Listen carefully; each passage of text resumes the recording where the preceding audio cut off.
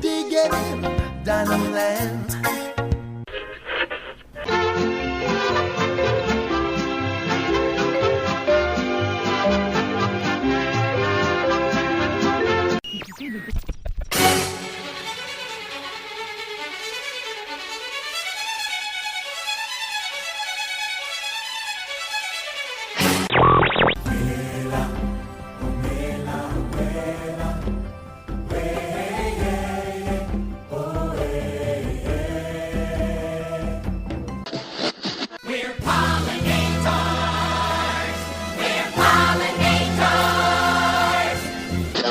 WDW Radio, your information station.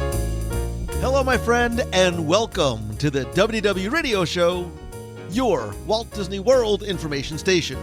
I am your host, Lou Mongello, and this is show number 581, and I'm here once again not only to help you have the best vacation experience when you go to the parks, but now, more than ever, I want to bring you a little bit of Disney magic wherever you are with the podcast, my live video broadcasts and chats on Facebook every Wednesday night, videos, blog, special events, and more.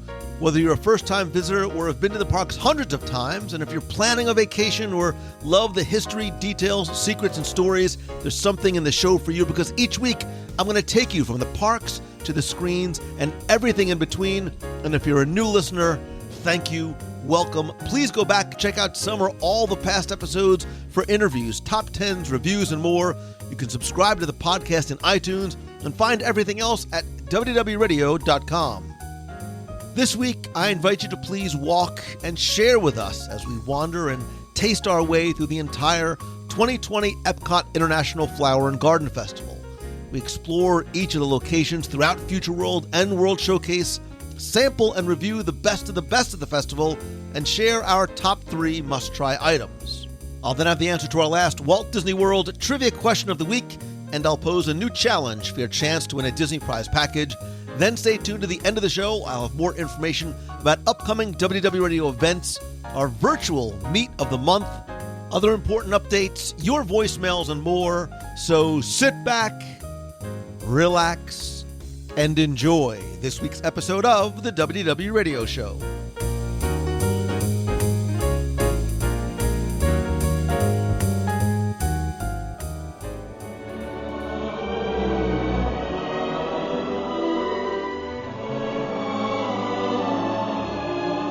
Before we get into this week's show, I had to take a moment and let you know that I have struggled deeply with this episode, not just in recording it, but in releasing it, obviously due to the current situation that we are all facing worldwide.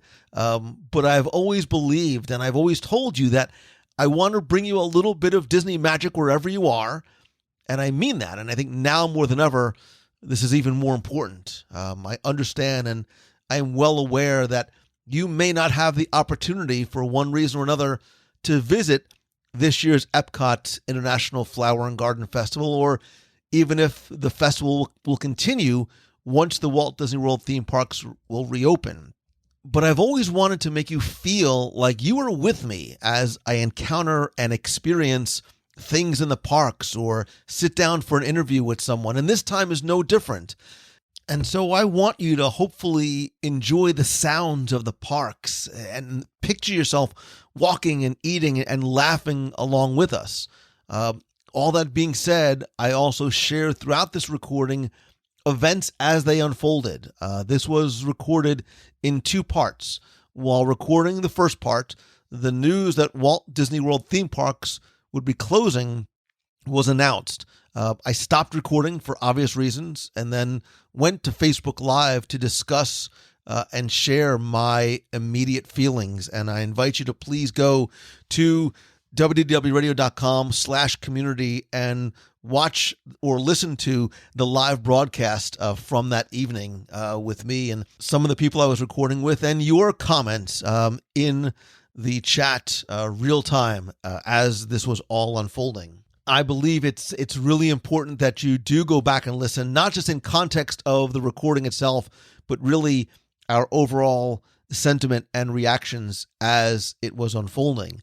I chose to return to Epcot after a lot of deep thought and consideration and deliberation to finish our walk and review on that following Saturday.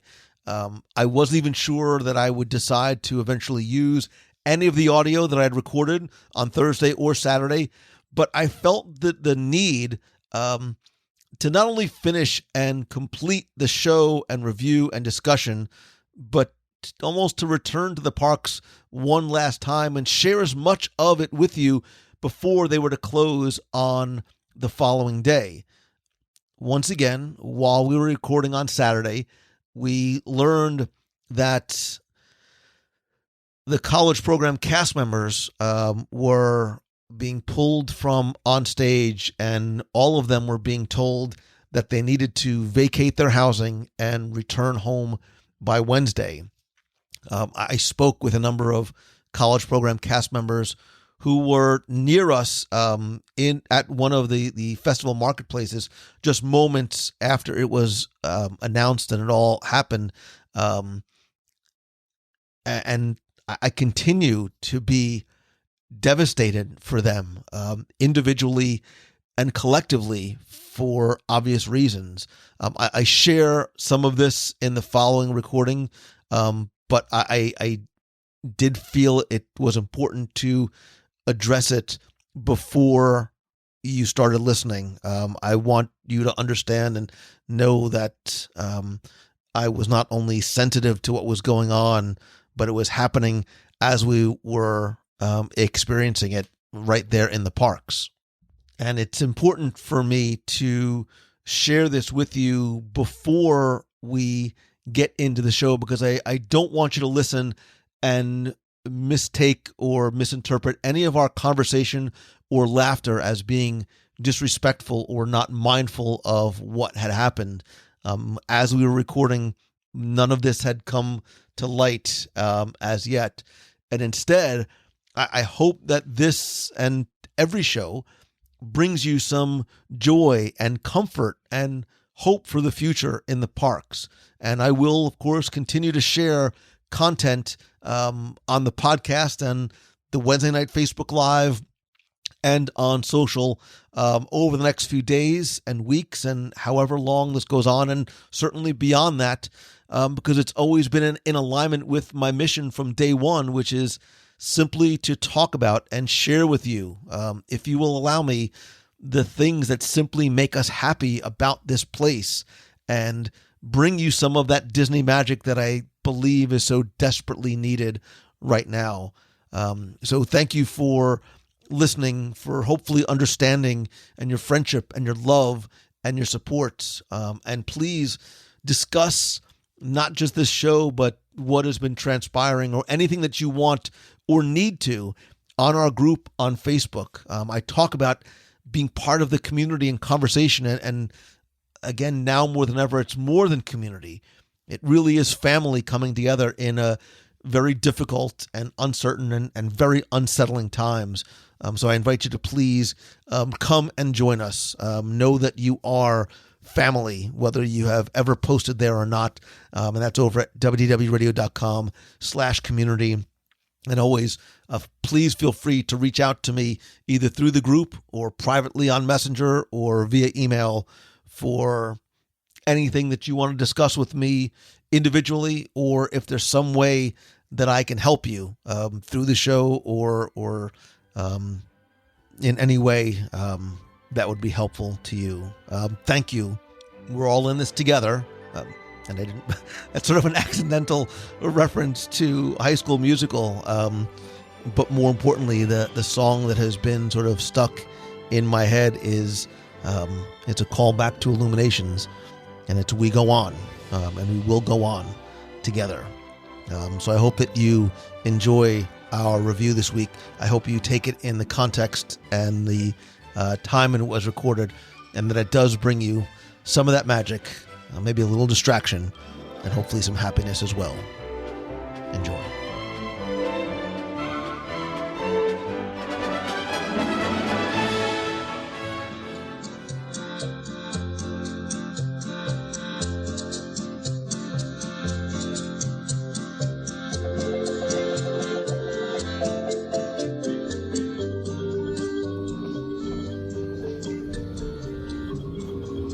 It's springtime in Walt Disney World, which really makes it the most wonderful time of the year. And if you've listened to the show in the past, you've heard me say that about the Food and Wine Festival, Festival of the Holidays, Festival of the Arts. And now I'm saying it again because I'm back at the Epcot International Flower and Garden Festival, which runs from March 4th through June 1st, 2020. I fall in and out of love very, very quickly. And my favorite festival is always the one that I'm just about to try next. And it is a beautiful evening on the promenade. I am surrounded by friends, and you, my friend the listener, who's sitting here at the table with us at Florida Fresh as we get ready to pregame and make our way around, really dine our way around, graze our way around the Epcot International Flower and Garden Festival. There's a lot to do, a lot to see, a lot to eat, and we're going to try and break it down and share really sort of the best of the best of the best. I'd call it a top 10, but we would know that that wouldn't mean anything at all. So I want to welcome to the table and to the tasting tonight, Deanna Mongello. Good evening, everyone. And Lisa Donato-Glasser from thecastlerun.com. Hey guys, good to be here. Jason Knapp from herewiththemagic.com. I am here and I am hungry. And that's exactly how we like you. And Kenneth Johnson, I'm going to make you up a website just because I need to have something to plug for you. Yeah, I think we really need to do that if I'm going to be on the show. I just always feel a little bit left out. Nothing to promote. I have nothing to plug. I'm just here for your listeners, Lou. Unlike everyone else around this table, I'm just here for the listener. Like the shirt says, I'm just here for the food, is really why you are here. That really is sort of the cornerstone For me, of our it's about public service. I'm a giver like that.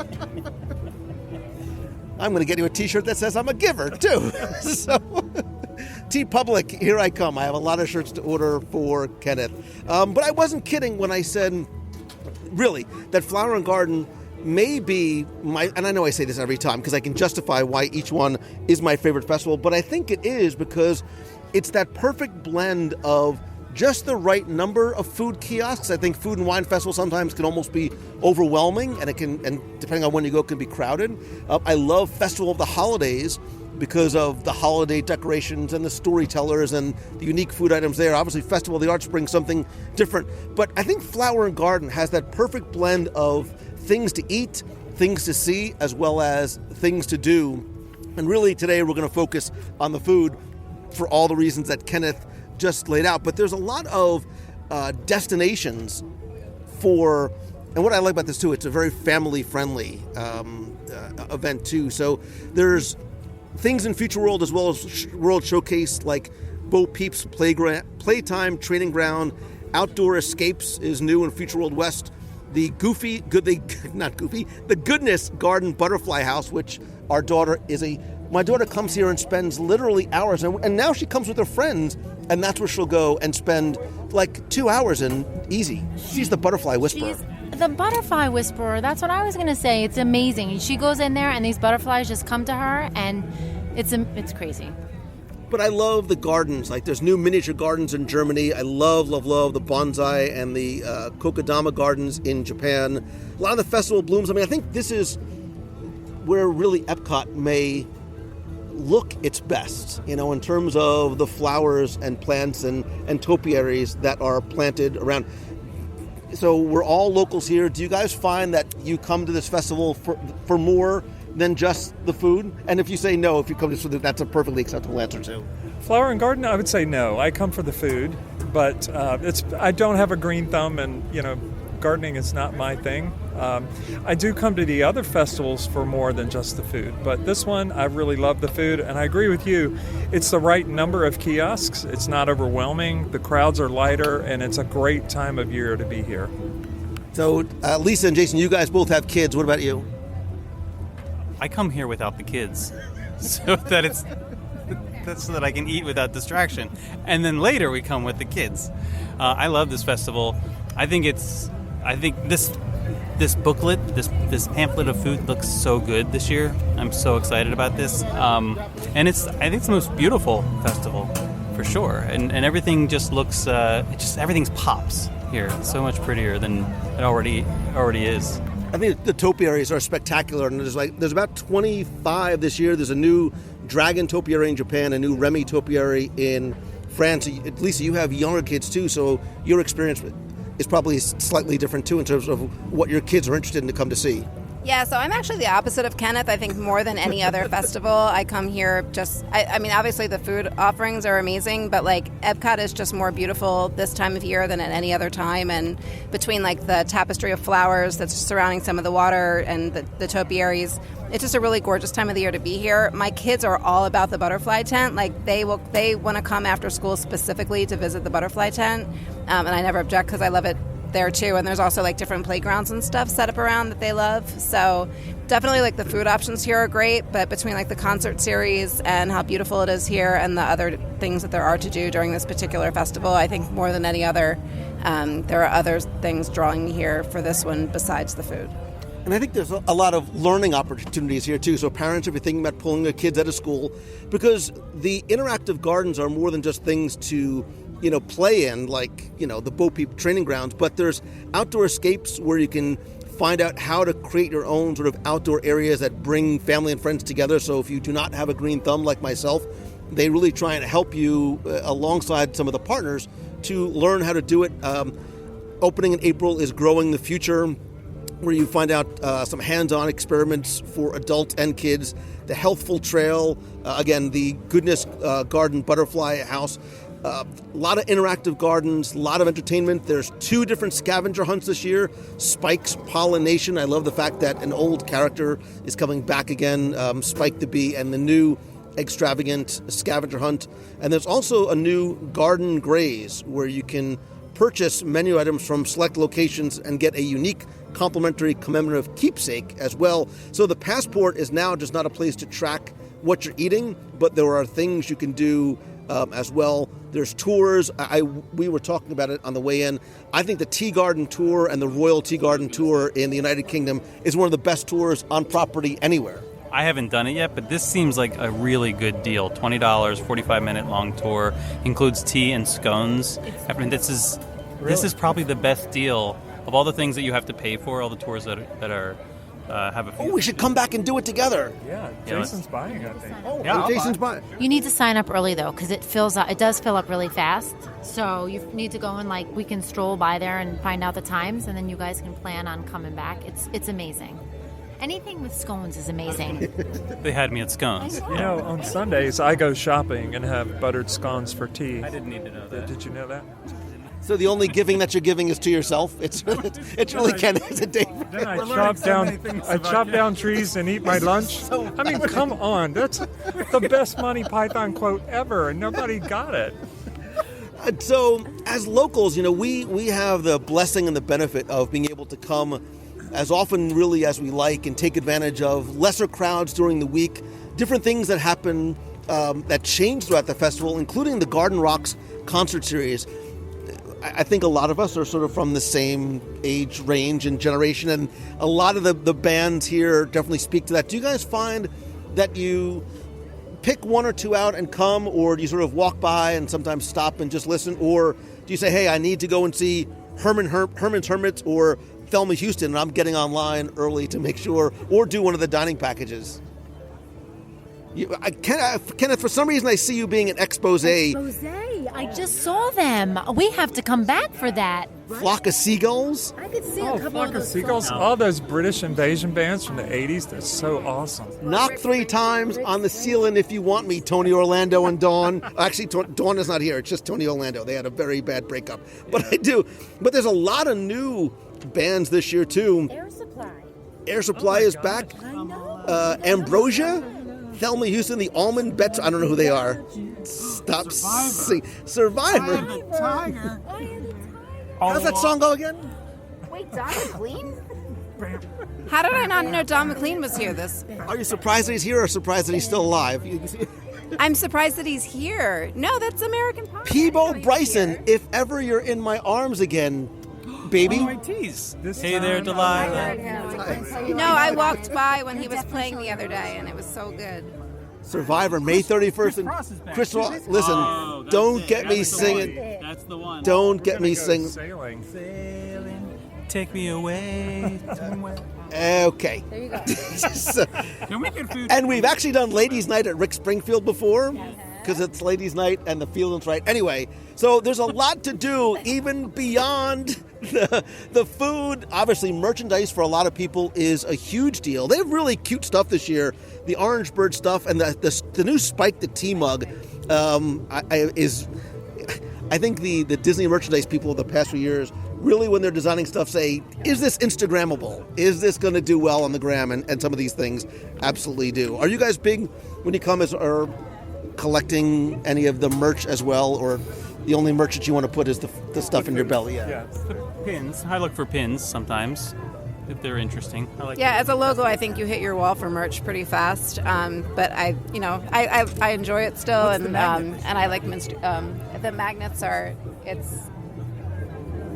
You don't know. I don't remember. Have you not seen it? We have to find the magnet. The magnets. Yeah, no, pass holder magnet. If they have any special Figment stuff, Nicholas loves Figment, so we have to. Figment is so. And one of the things I love too about the outdoor kitchens is they've really, for years I've always felt that Walt Disney World was not just a place to go, but for a lot of people that had special dietary requirements, was the place. And for some people would tell me it is the only place they could go because of how accommodating they are, because you were always able to go and ask a chef, not just at a table service, but a counter service restaurant, and they would be very accommodating. And over the years, they have done a lot more to put some of those plant-based items and gluten and wheat-friendly items on the menu, and they're identified in the books themselves. So even the festivals, too, now are super accessible for people.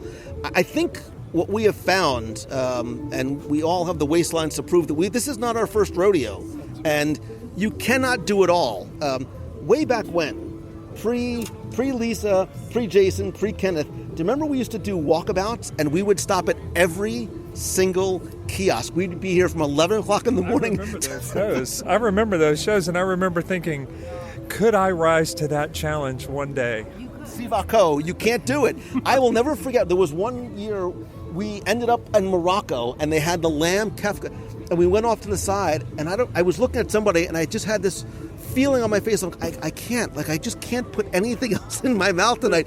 And it's almost, you do a disservice. I've never had that feeling. I'd really like to know what that's like. Today you might find out. Today, but we're going to try and do it right today, because I think what we're doing right now, much to Jason's giving me the hairy eyeball, like, dude, shut up and let's walk. But I think you do need to almost sort of pre-game a little bit and go through the book as we've done.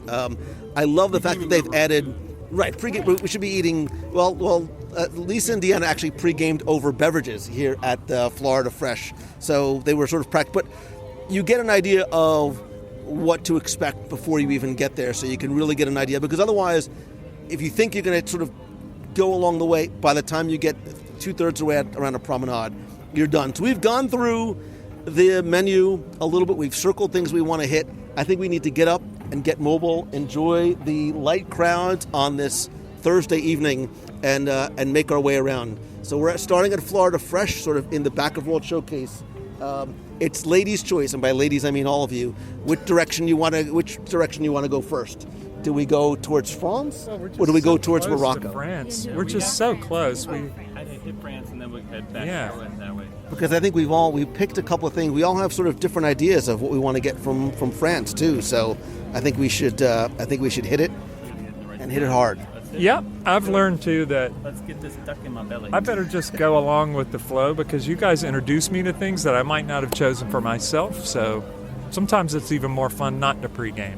Yeah, and I always appreciate the dynamic between the three of you two. India, I'm looking at you.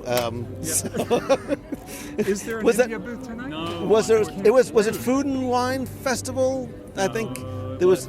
Yeah, there was definitely differing opinion. Be something like that tonight. I hope so, because it's podcast gold. For the record, you all loved Italy. No, Italy was really good, yeah. which was surprising after your opinions on other booths. I will say that you opened a whole new world, just like the song. I love Italy now, and every festival, I always check there first. You know what's interesting? Having known her for 20-some-odd years, when Deanna gets quiet, that means she's really hungry. If she stops talking, that means she wants to start moving along. She's nodding. Let's go. As we begin the long walk to France, as we cross the Strait of Gibraltar from Morocco, you guys shared thankfully, a watermelon. It was a watermelon cucumber slushy, which is available with or without gin. No surprise, you had the adult version of it. What did you think? It's so good. It was one of my favorite things last year, and it was really good again this year. It's really just light, and the combination of watermelon and cucumber, like, it makes me surprised that they don't offer that in more dishes because they mesh so well together. It's a nice summer drink. It's an amazing summer drink, especially when you're here on the promenade and it's really hot. So you need something that's extremely refreshing. Thank you for not disappointing.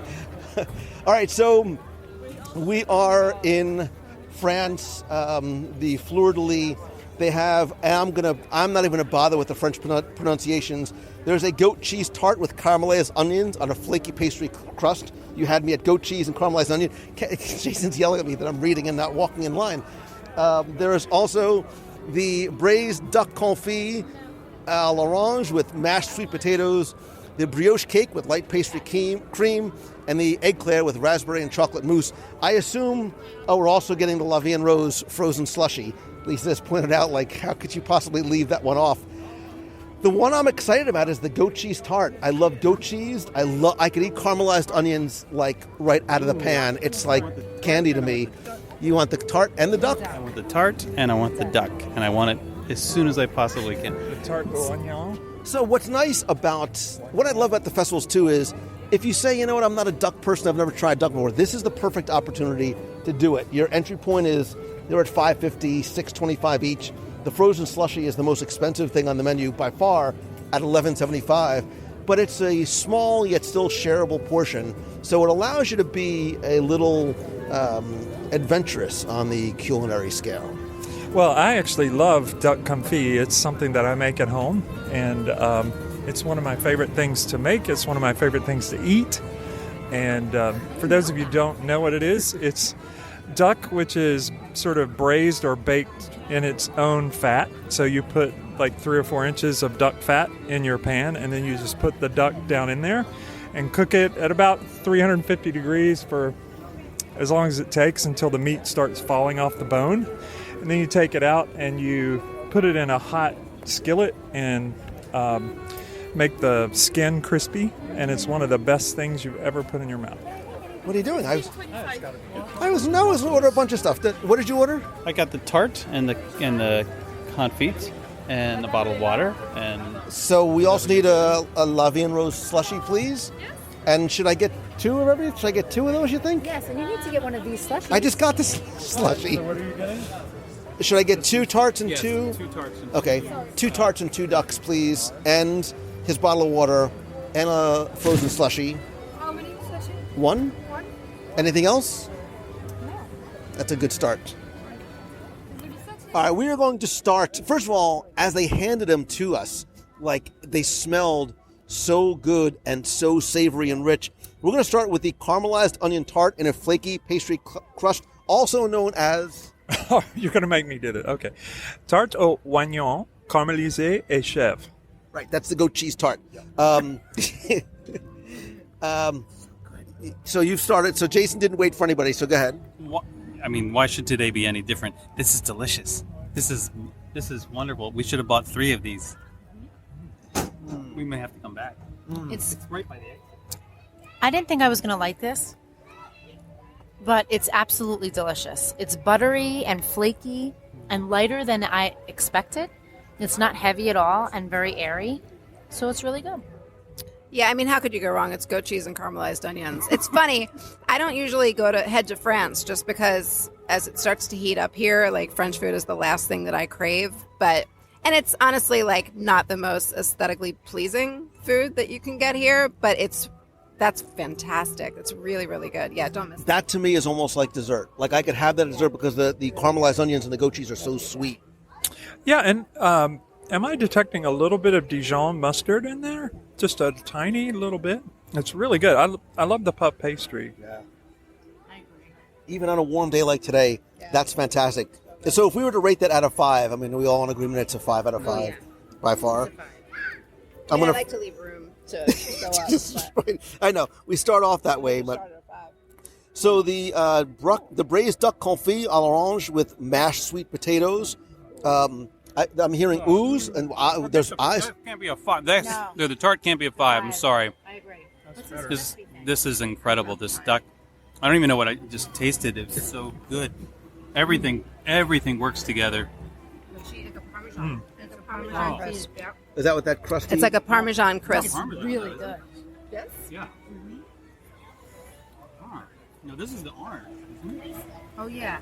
This crispy. Oh, it's cheese and orange. Cheese and orange, It's right. not Parmesan. There's Parmesan. Wow. There's Parmesan. That's delicious. I have to say, That is remarkable. Wow, that's really good. And I'm not even a big duck eater, to be perfectly honest. Like this is fantastic. And the sweet potato. Is it sweet potato? Sweet potatoes complement the savoriness of the duck. richness. So nice. And everything on its own also tastes really good. The cheese and the orange and the Yeah, I like this. This is not like traditional. It's more creative. Like there's not normally this kind of a thick brown sauce with duck confit, but it's delicious. And the sweet potatoes is something you don't normally see. sweet potatoes add such a But usually you would have regular mashed potatoes or dauphinoise potatoes, something like that. But this is really, really delicious. Wow. I thought that the goat cheese thing, I was like, there's no way this is going to beat it. That's good. And you're not a duck person. duck person at all. And with you're right, Kenneth, with the gravy on there and the sweet potatoes mashed like that, it's perfection. Nice portion size, too. Okay, so maybe we're going to throw this rating system out the window on the second thing. It's a 5 plus, like. That's why you can't start at 5. It's dangerous to start at a 5 because you can't go up from there. I went back to the tart. But you know what? That crispy thing, actually, if you just eat it by itself, it's sweet. It has like an orange sweetness. Wow. On its own, everything on its own. There's a lot of depth of flavor in that single dish, far and away. Yeah. This is one of the best things I've ever had at a festival kiosk ever. This is our first kiosk. I'm hoping it goes over. I'm just hoping it gets better. I'm kind of disappointed that it may all be downhill from here. Well, we haven't been to Italy yet. That's true. And it's funny because I think a lot of people might walk by France because you know what I mean? I think this is one that you're like, I'm not a duck person. There was no line. There was absolutely no line, much to our. But if only there was something to wash it down with, a Latvian Rose frozen slushy, vodka Grey Goose, L'Orange vodka, Saint Germain liqueur, white and red cranberry juice. Ladies, you have already begun to partake of the beverages. It's fantastic. Very not too heavy, not too sweet. The cranberry, I think, gives it a nice tart hint. That's not overwhelming, so it's really good. It tastes like this not too sweet, like tart, fruity, floral, and it's frozen. Obviously, it's a slushy, so it's very refreshing. It's really, really good. It's really, really good. It's like a grown-up Slurpee. This is delicious. You know what? While you guys were talking and drinking, I had the last taste of that tart. Good Gandhi, that's so good. I'm sorry, man. That wasn't a taste. That was half of it. It was the last piece. All right, let me try this. Brain freeze. Oh, it's good. Oh, that is, and there's no sort of bite from the vodka or the liqueur at all. Even the little bit of the tartness from the cranberry juice is that's a really nice compliment to these three dishes. Chick flick, didn't see it. You're not going to try it. You didn't have this? No. You have to try this. No, You haven't had the full experience. I don't want to talk about why. But Is it because it's pink? no, it's because it's a communal drink. Okay. I really like that. I like the frozen slushy. Imagine having that. Well, I mean, even tonight, it's a little bit of a warm night. Oh, look, there's Princess Aurora. Hi, call me. And it's actually the perfect thing to cut the richness of the foods that we just ate because it's so tart and light. I would definitely, if you're down for an adult beverage to go with your French kiosk food, like definitely go with that. You know, you're right. France, like right off the bat, is going to be hard to beat in terms of everything sort of firing on all cylinders across the board. France is a definite must stop here. Yeah, this is, I don't know what rating system I'm using, but this is very high up. France is going to be hard to beat. But, This is the new 5. France is the new 5. I dig that. So what we need to do is challenge accepted, throw down a gauntlet, see what's next. I'm kind of sad that this isn't the taste that gets to stay in my mouth. It can be, because if you park it in the International Gateway, then this can be the last thing that you have at the end. That's the play. If right I'm there. capable of eating this again at the end of the evening, we have not done our job. All right, I think we need to move on. Are we heading towards Canada, or are we doubling back towards Morocco? Oh, we're going back towards Morocco. Kenneth, Jason didn't even give to, wasn't it? Oh, there's a fried cauliflower that has your name on it. God, that was so good. That was really good. Oh, is that mine? The Taste of Marrakesh has the harissa chicken kebab, fried cauliflower with capers, garlic, parsley, and chili ranch sauce, and the walnut honey baklava. We're going to go just fried cauliflower, so we pace ourselves, which some of the ladies in our group do not seem to be doing. Hello, can we have our fried cauliflower, please? So first things first about the Taste of Marrakesh and the fried cauliflower. At $7, it's a huge portion size. We could have, there's 5 of us, we could have easily have gotten one and split this. There's a lot of, but that's actually good though, right? So we're talking about value for your dollar. There's clearly a lot here. Some of you, before we started recording, again, because you broke the rules, started to eat, and the first thing you talked about was the taste of the garlic and the taste of the chili. Capers. You talk while I eat. The capers are delicious on here, and this sauce is like a spicy remoulade sauce. Outstanding. I'm not a spicy person. I mean, it's good. Like if you need a vegetarian option, it's got a very spicy kick to it. I mean, it's not insane, but on a Disney spice level, it does have a pretty strong kick to it. It's tasty. I love capers. It's got slivers of garlic on it. It's not good. Garlic, good. Capers, good. Spicy, good. So, it's all good. I'm only eating this because it's fried. Well, but it's fried well. It would be better, I think, without the cauliflower. It would be really good. Like if it was just a hush puppy. I think this is delicious. It's not as good as what we had in France, not even by a stretch, but it's a nice snack and it's a good deal. It is, and this, by Disney standards, this is really spicy. Yeah. Like I have that in a good, I have the hiccups. I have this, the heat sort of sits on your palate. I would have liked to have gotten a bottle of water. It would have been a nice compliment to this.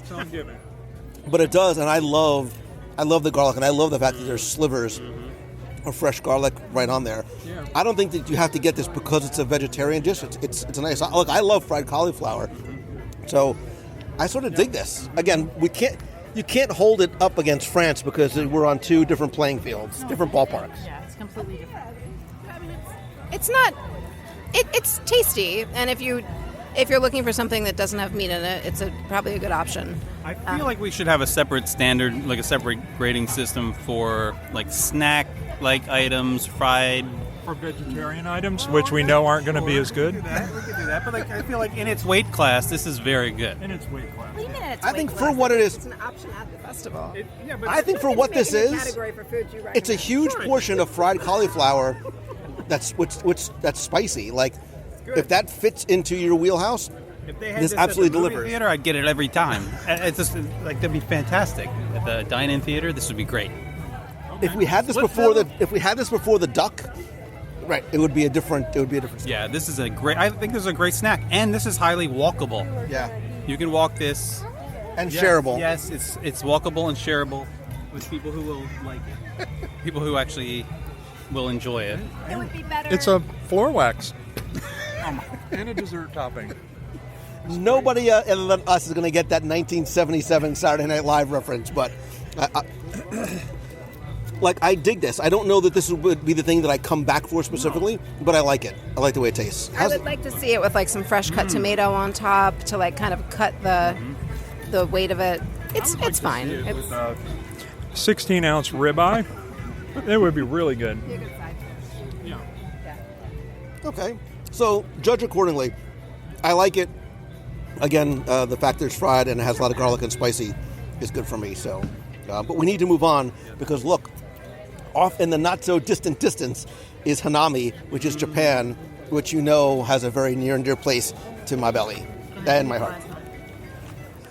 So in Hanami, we've decided collectively, after very little debate, that we have to get the frushi, which is strawberry, pineapple, and cantaloupe wrapped in sweet rice and pink soy wrap. There's the menchi katsu slider, which is Japanese-style panko-breaded beef patty with tonkatsu sauce, mayonnaise, cucumber, and pickled lotus root. And the salmon flour akura, we were debating, but it's not just salmon, but it's served with watermelon radish and chilled ramen and poke sauce. You had me at chilled ramen, and do we remember? Wait, what was the chilled ramen? The frothy ramen? Oh, This can't be. no, nothing could be as good as the frothy ramen. And are we getting either the strawberry nigori sake or we're getting the Furano martini? You go. We went from one to both. Kenneth's going to need his own martini. Do you want your own martini? No. No, But I can. I am really curious because I love. Oh, you love yuzu juice. So, all right. I'll get 2 martinis, a sake. And are one of these enough for everybody? We still have a whole world. All right. Konnichiwa. Can I please have a frushi, a katsu slider, the salmon akura, a salmon nigori sake, and 2 martinis, please, and a bottle of water, please. Arigato. I just said off mic, I'm like, hold your oohs and ahs. They started before, like oohs and ohs. Like, that's cool.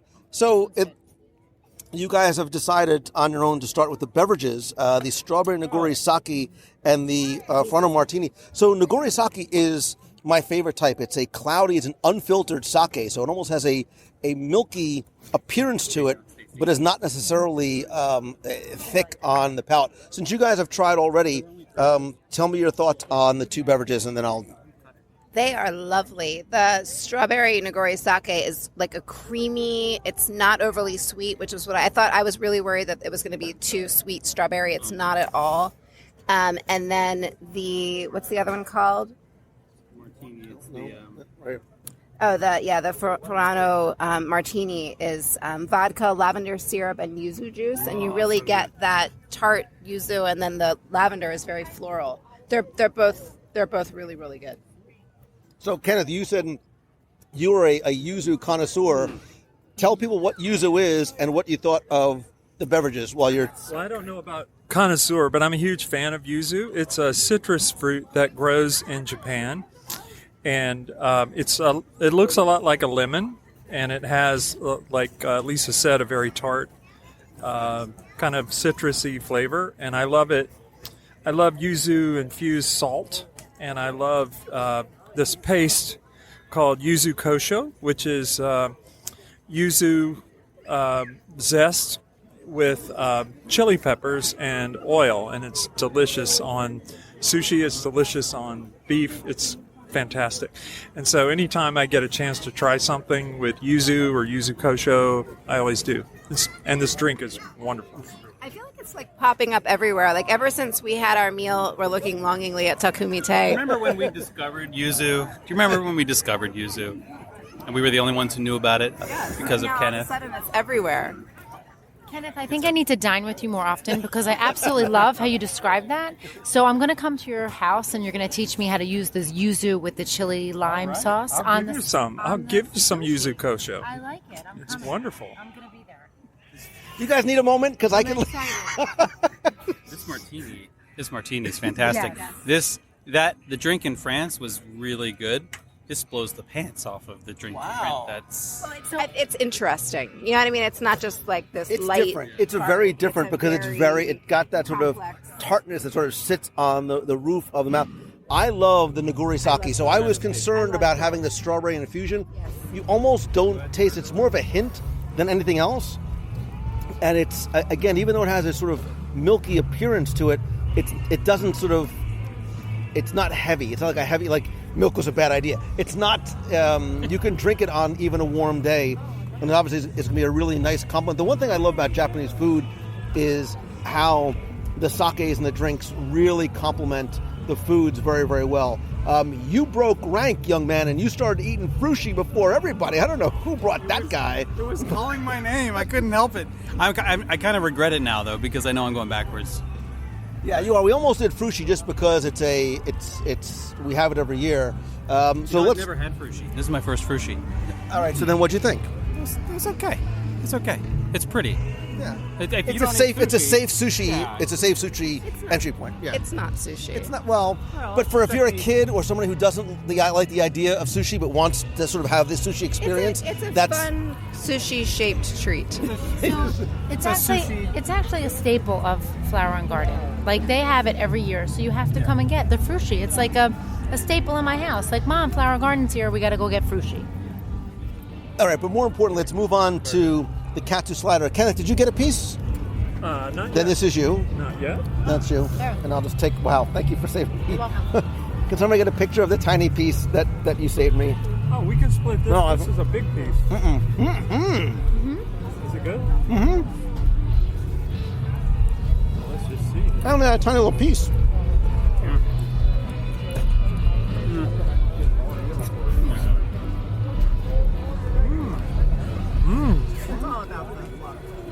No. It's panko, breaded beef, patty topped with. So I think what. I love that. I think knowing it was a tonkatsu going in, I was expecting more of a like crisp fried like textured thing, and it's more like a very flavorful burger. It's a very safe. This is a very safe pavilion in terms of, again, if you want sort of an easy entry point into Japanese food, these are very easy. Although we haven't tried the salmon flour okura yet. It pairs well with the martini. I wasn't a huge fan of the slider, but when I had a sip of the martini, it made the slider a little bit better. And the slider's new this year. This is not the most shareable item, although it's beautiful, and it's served in a little kind of collectible flower pot. You can take that little flower pot home and plant more salmon in it or something. I don't know how we're going to share this, but I almost want to get down to the chilled ramen with the poke sauce underneath it. Dump it in there. That's what I'm going to do. I'm going to put this in here. One slice, right? And then maybe somebody can cut up the salmon. It's just a nice piece of sort of sushi grade salmon. No, it's actually. Oh. Is there a broth? No. Oh, it's got. You taste. It's a very light noodle dish. It's got spinach and that watermelon radish. Do you try it? Try that. That's really good. Let me try that. Let me try some of the salmon. So that's my favorite by far. What?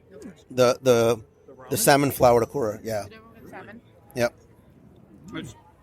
This is probably the least shareable dish, certainly that we've encountered, but maybe in all the kiosks we'll see. You know what makes that? But it's delicious.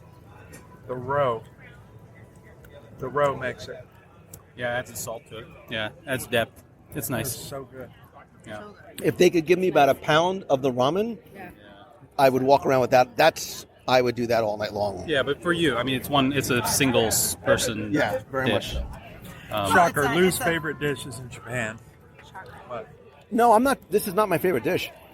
Favorite of France right now is still. Really? Yeah, France is going to be hard to beat. Yeah.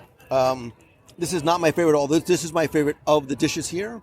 But if I had to put this up against the frothy chilled ramen, I'd still go frothy chilled ramen anyway. Yeah, no, the frothy chilled ramen was at a different level. What was the event a few years ago when they had the big bowl of... That was Festival of the Holidays 2 years ago. God, that was so good. Here, it was fantastic. You moved here too late. You got to come back for that. So, all right, good. It's we're being fair. France is still leading. Of all the things that I would come back for, I would have the sake and the salmon flour okura. Yeah, and the martini as well. Like I think the two drinks that we had were the standout items, and the salmon flour. All right, let's get moving. There's a lot to cover. And people are distracted by the Flower Power concert series, so there'll be less lines over at America. So we're here at the Magnolia Terrace, which is in the rear of the American Adventure Pavilion. You can hear the Guess Who rocking it out in the back. And as we walked up and we're deciding what we want, Sean, I say half jokingly that we'll take everything, but really, we're going to take everything. We're going to go with the Southern seafood boil, shrimp, mussels, crawfish, potatoes, corn, and andouille sausage. You're saying Jason is saying 2? We're getting 2. Jason says we're getting 2 of those, Sean. We're also going to get 2, not 1, but 2 orders of the grilled oysters with Cajun butter. That all has... Oh, wait, am I getting 2 of... No, just 2 of the oysters. Oh, I'm sorry. I take that back. 2 oysters of 1 boil, 2 oysters. Okay. Sorry. We're going to do a house-made bone 2 ways with spicy mustard. We'll do 1 of those, please. Okay. And which is better, the cake or the praline?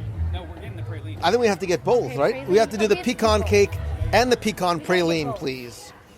We're not getting anything to drink. They have a couple of lagers, ambers, an amber ale, a beer flight at $9.50. But no, we're just going to eat our way through. Select dishes featuring product from Burton's, Maplewood Farm, and Melissa's Produce. So we got 1 boil, 2 oysters, a boudin 2 ways, pecan cake, and pecan praline. Perfect. Sound good? Yep. All right. What's the damage? $37.50. No, I got you. All right. Thank you. So we found a beautiful, quiet spot, and there are many, on the shores of the World Showcase Lagoon. It's my favorite time of night. It's sunset. We're in Germany, about to partake of some potato pancakes.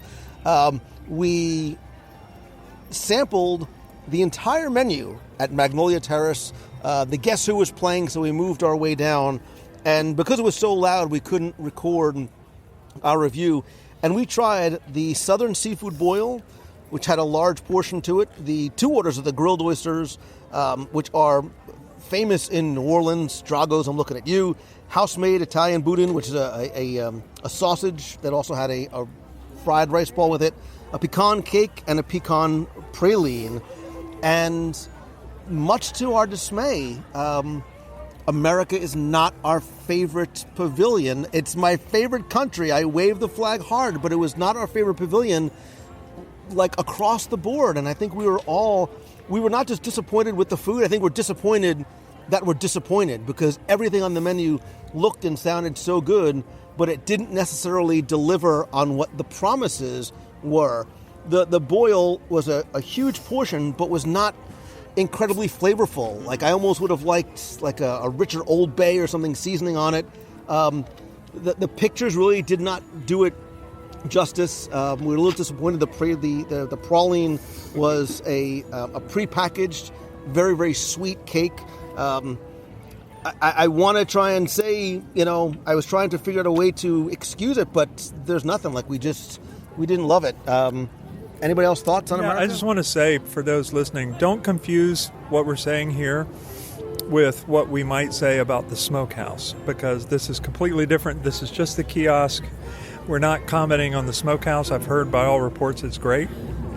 But Sam Eagle would be so embarrassed if he had the food we just had. And in the past, America has been really, like the burnt end hash was like a staple of all the festivals. And I understand what they were trying to do here. A New England seafood boil, a Southern grilled oysters, and the boudin and the pecan cake. So I understood, or maybe everything was sort of meant to have that sort of Southern feel to it. And like I've been to Drago's, we've been to New Orleans, and I understand the intent, but it didn't not execute as well as I would have liked. No, it was... Go ahead, Deanna. No, so the oysters were grilled oysters. They weren't bad. They weren't great. They came with cute little Tabasco sauce They bottles. did. I did. I liked it. Yeah, I and absolutely liked that. it's a relatively good deal for what they are, but I think it's enough to say that we moved on to the next food as quickly as we could.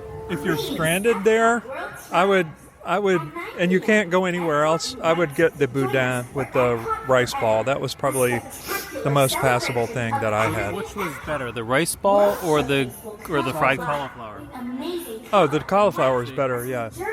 Well, and you know what? So I would even say this. So it depending on how adventurous of an eater you are, the Southern Seafood Boil, if you like seafood, is fine. It's a healthy portion of potatoes and seafood and sausage and almost like a half an ear of corn. but I didn't find the flavors to be remarkable. It's the most disappointed I've ever been in a booth. I mean, we ordered every single thing because it all looked amazing. The pictures looked fantastic. I think it's worth mentioning the pecan praline cookie, which looks lovely, and the book is literally in plastic wrap when you get it.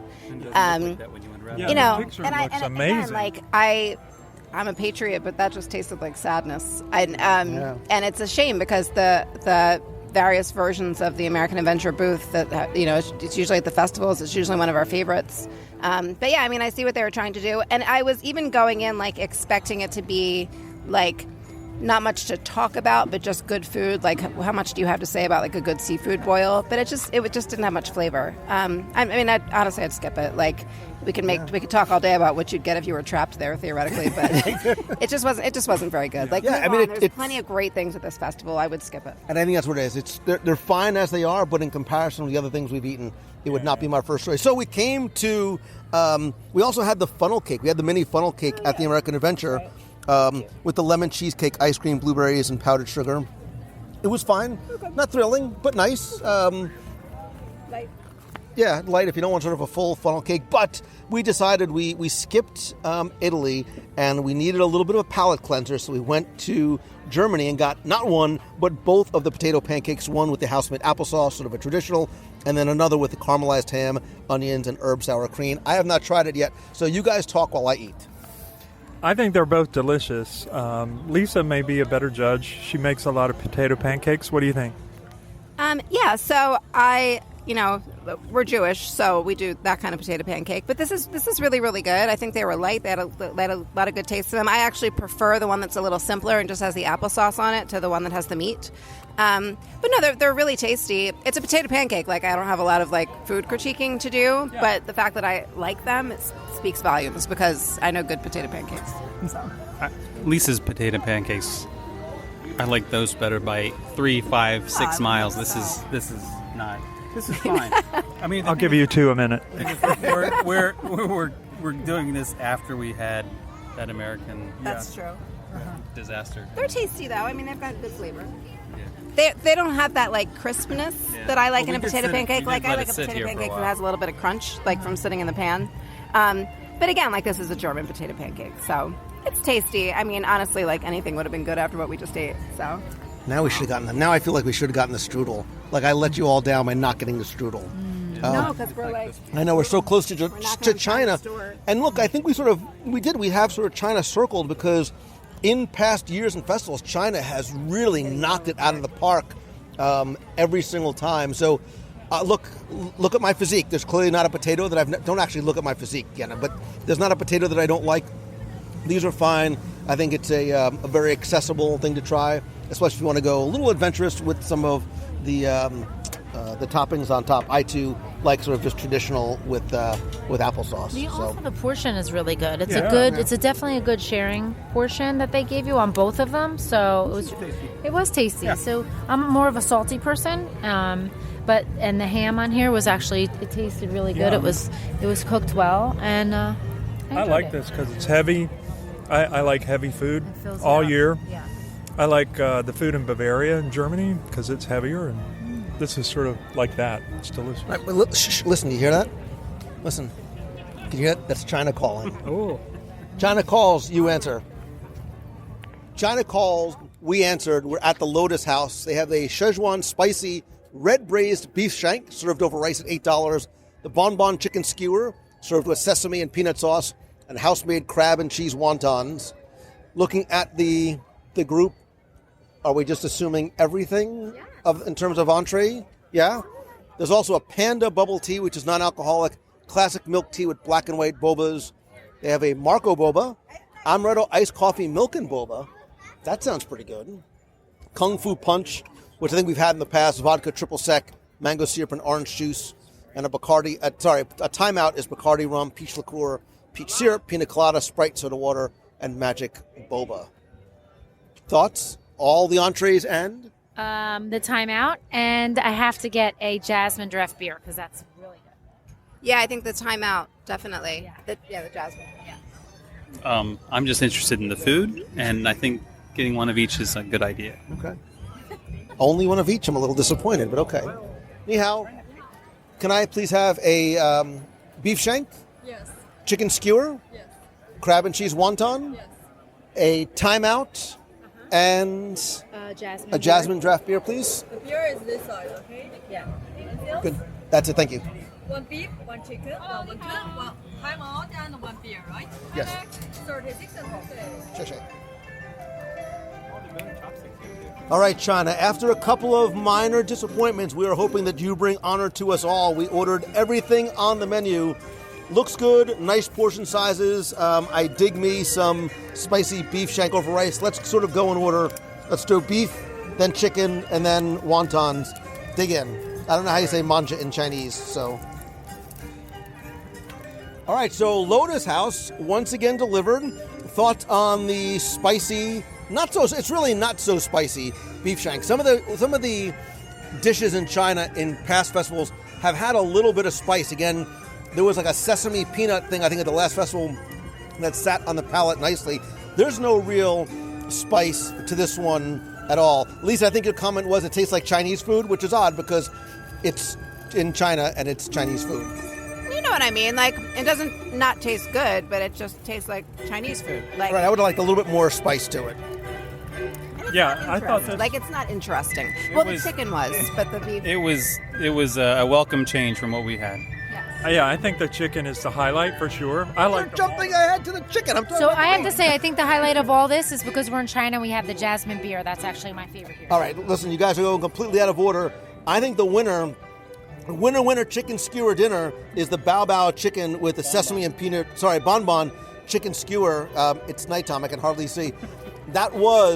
It was interesting. It was super tasty. I really like that one a lot. Like, I would come back for that. And even it was the peanut sauce that does it. And even the crab and cheese wonton, sort of like a crab rangoon, were very good too.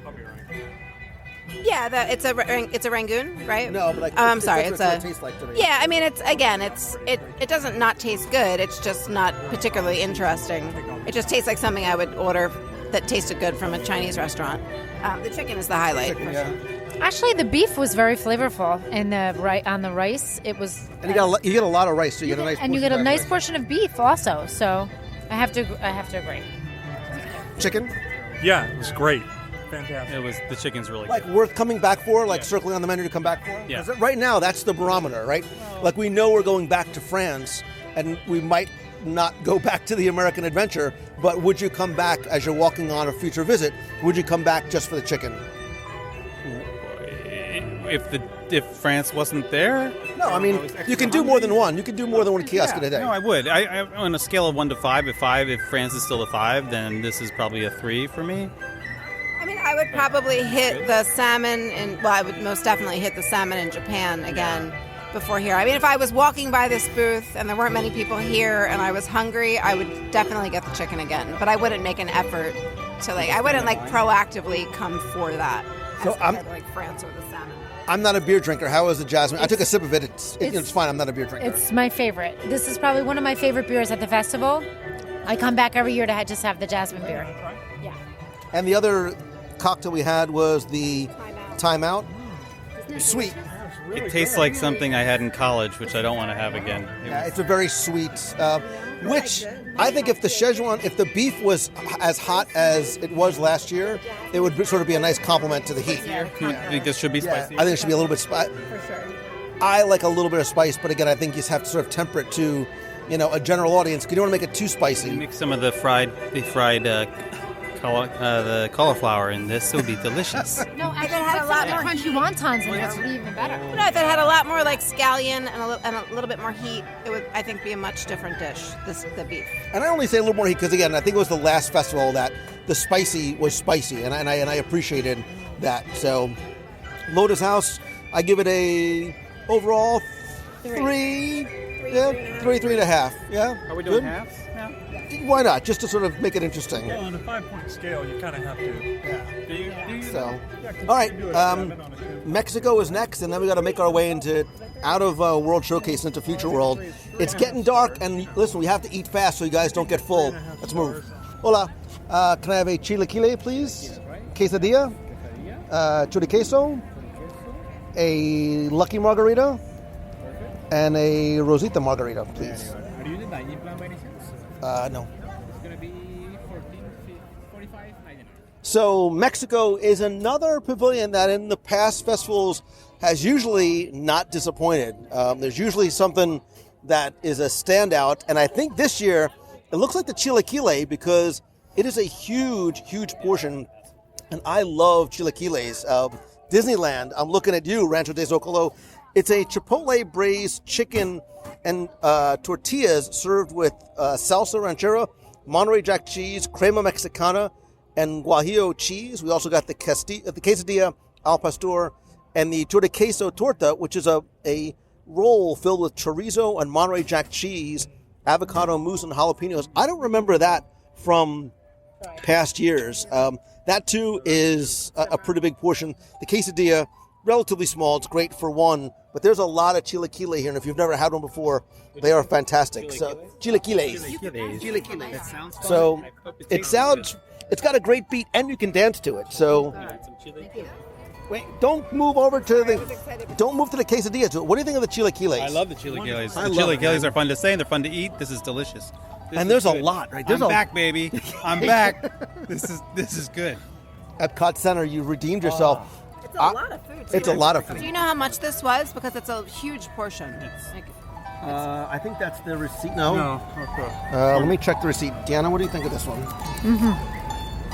I'm sorry, my mouth is. I don't have the receipt with the amounts on it. So That's like bottomless. this is bottomless, and it's actually the cheese. Grab that. Yeah, here, and the shredded meat in it is seasoned perfectly. It's not too spicy. There's a lot of different flavors and textures in here too, and there's a lot of meat. Sometimes you get a chilaquile and it's a lot of tortilla, not a lot of meat. It's filled with meat. I'm putting this up there. It's like Lightning McQueen's way ahead of everybody, and here comes the chilaquile catching up to France. I think that's really, really This is good. one you wait in line for. You go out of your way for. Yeah. Um, I almost wish I ate. that. Did you have the quesadilla? Yeah, unfortunately. I mean, it's The quesadilla fine. is better. You what? As good as that was, the quesadilla is better. What? I think, yeah. I like them both, but I like the quesadilla better. Quesadilla has a really nice flavor to it. It's got sweet. nicer meat. It's got nicer meat. But when you get the mango, you're right, it's sweet with the mango. But if you eat it without that, it's really good. Well, I do like the flavor. So let's try this last one. how do we go after? Are we just gonna? And it has cilantro. I cut 5 pieces for everybody. Oh, Take the whole piece. Just take the. Yeah. Oh, it's not mango, it's pineapple. Which Can it take explains that why one? the mango is very good mango. Lisa and I are going to split this one. Oh, no. It's like a Mexican meatball sub or something. Here, no. Take that whole thing. But there's an. Oh, do you feel that little bit of heat on there? This is for Lisa. Okay. Oh, That's really good. that's really good. So this is the torta queso torta.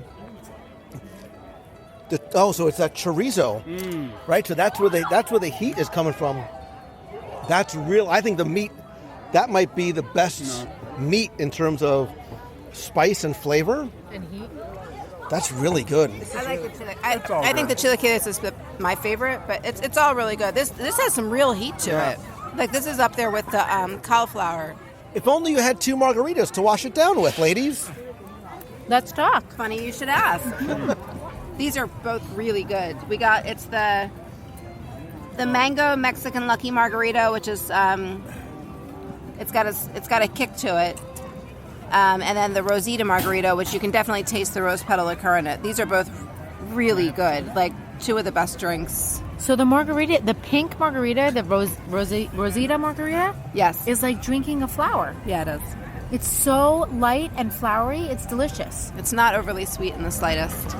No, it's on the rim. Like you would think it would be like too sweet, and it's not. No. It's actually perfect. And It's then it's a rose petal salt rim, which is very cool. and the mango. Yeah, it's really nice. You get the spiciness from the rim. Yes.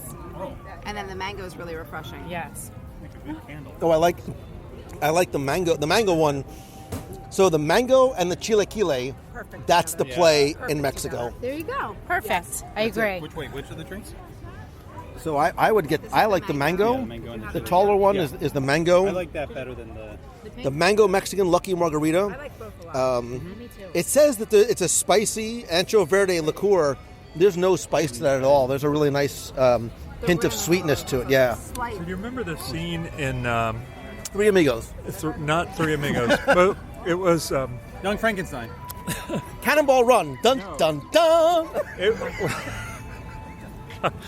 was when Remy was tasting all the food and he was letting his brother taste the food, and the little flavor lights would bounce around in his mouth.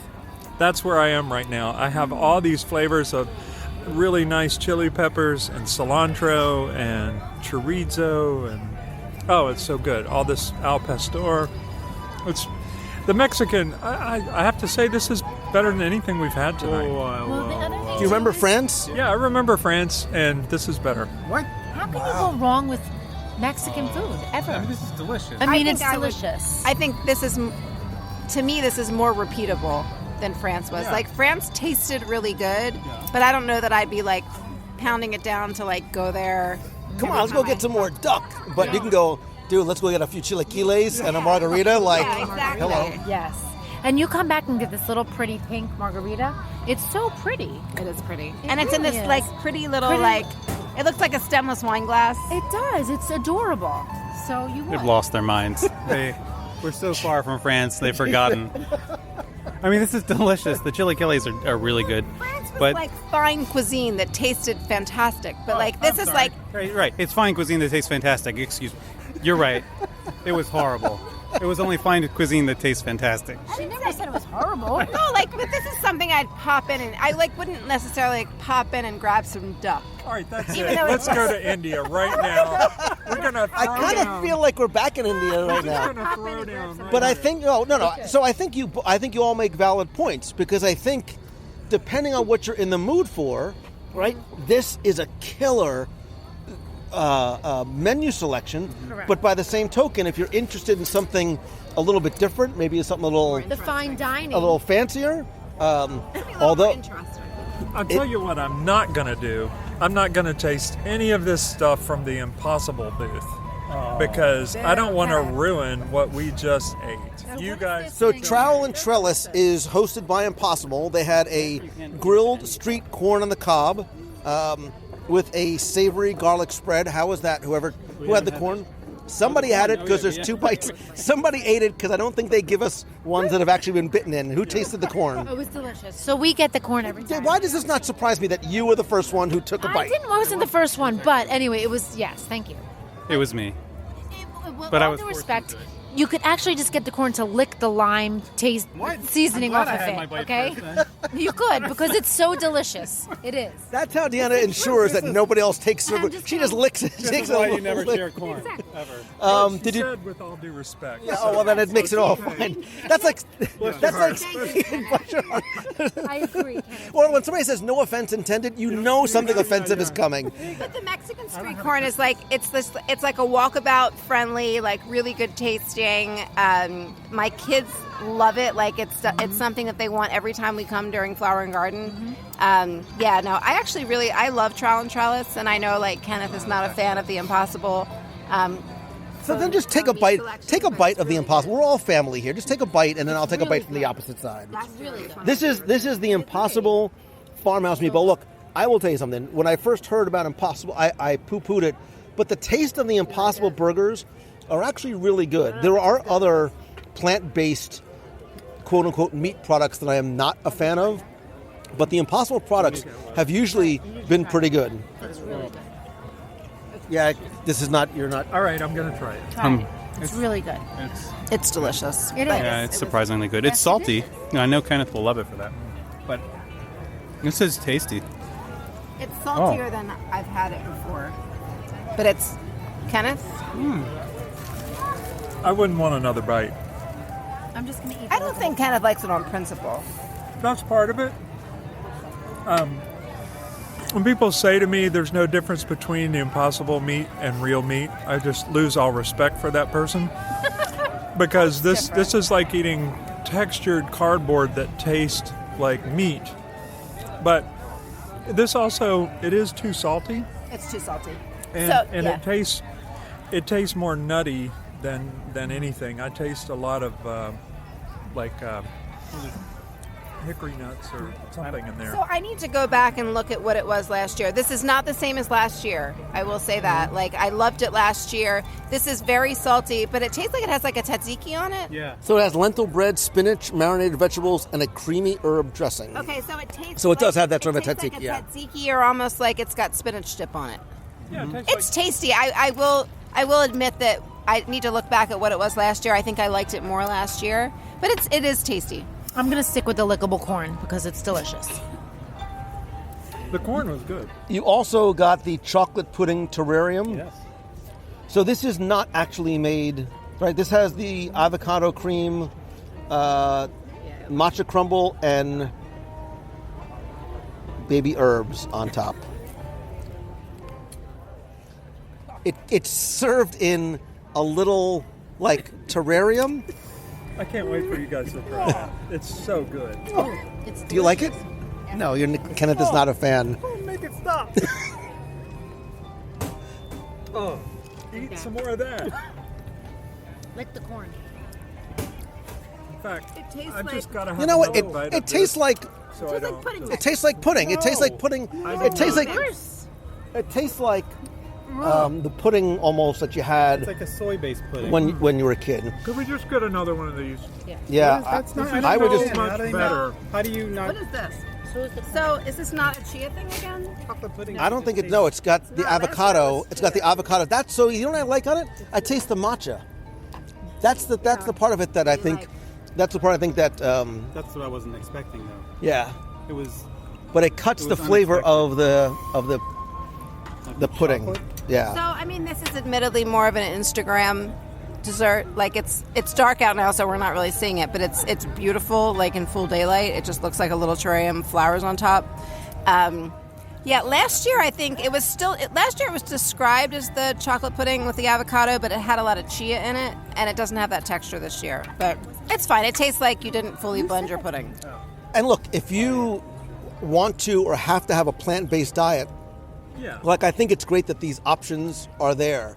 There's nothing wrong with them, but again, we're also coming off the chilaquile to something like that, so it's not. It almost is not fair to try and judge one up against the other. Yeah, it's like Jason said, we should judge these foods in their own weight class. Like this compared to the fried cauliflower, Come on. I don't know. What do you mean you don't know? The fried cauliflower was wonderful.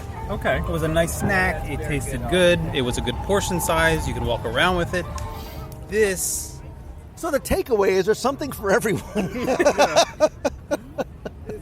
But not listen, my cup of tea. Okay, but listen, time is of the essence. We know, are we're literally coming. running We're out of going. time. We're going. We are Let's moving. go. While you guys clean up, I have to tell you, I am putting Yeah, we're coming back for this one. we're putting right? forgive me, Jardin de Fiestas way, way, way high I'm on so the list. glad there was one more bite of that thing left. Anybody want any more of this? No, so thank I could you. Get the taste of that meatball. The chilaquiles is possibly the best thing on the promenade right now. It might be better than the duck. We still got a few. Look, we've got.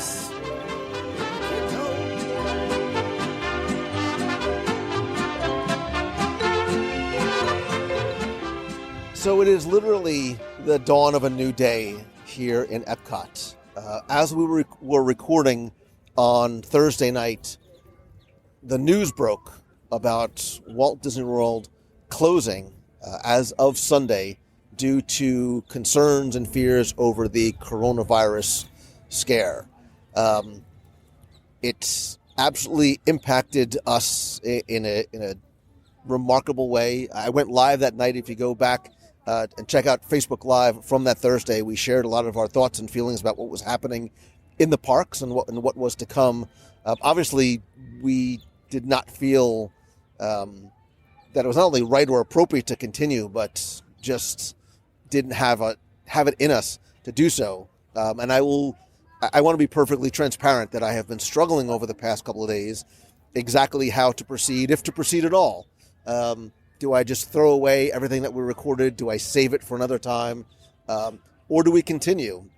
And we talked amongst ourselves and said, we wanted to come back and finish it.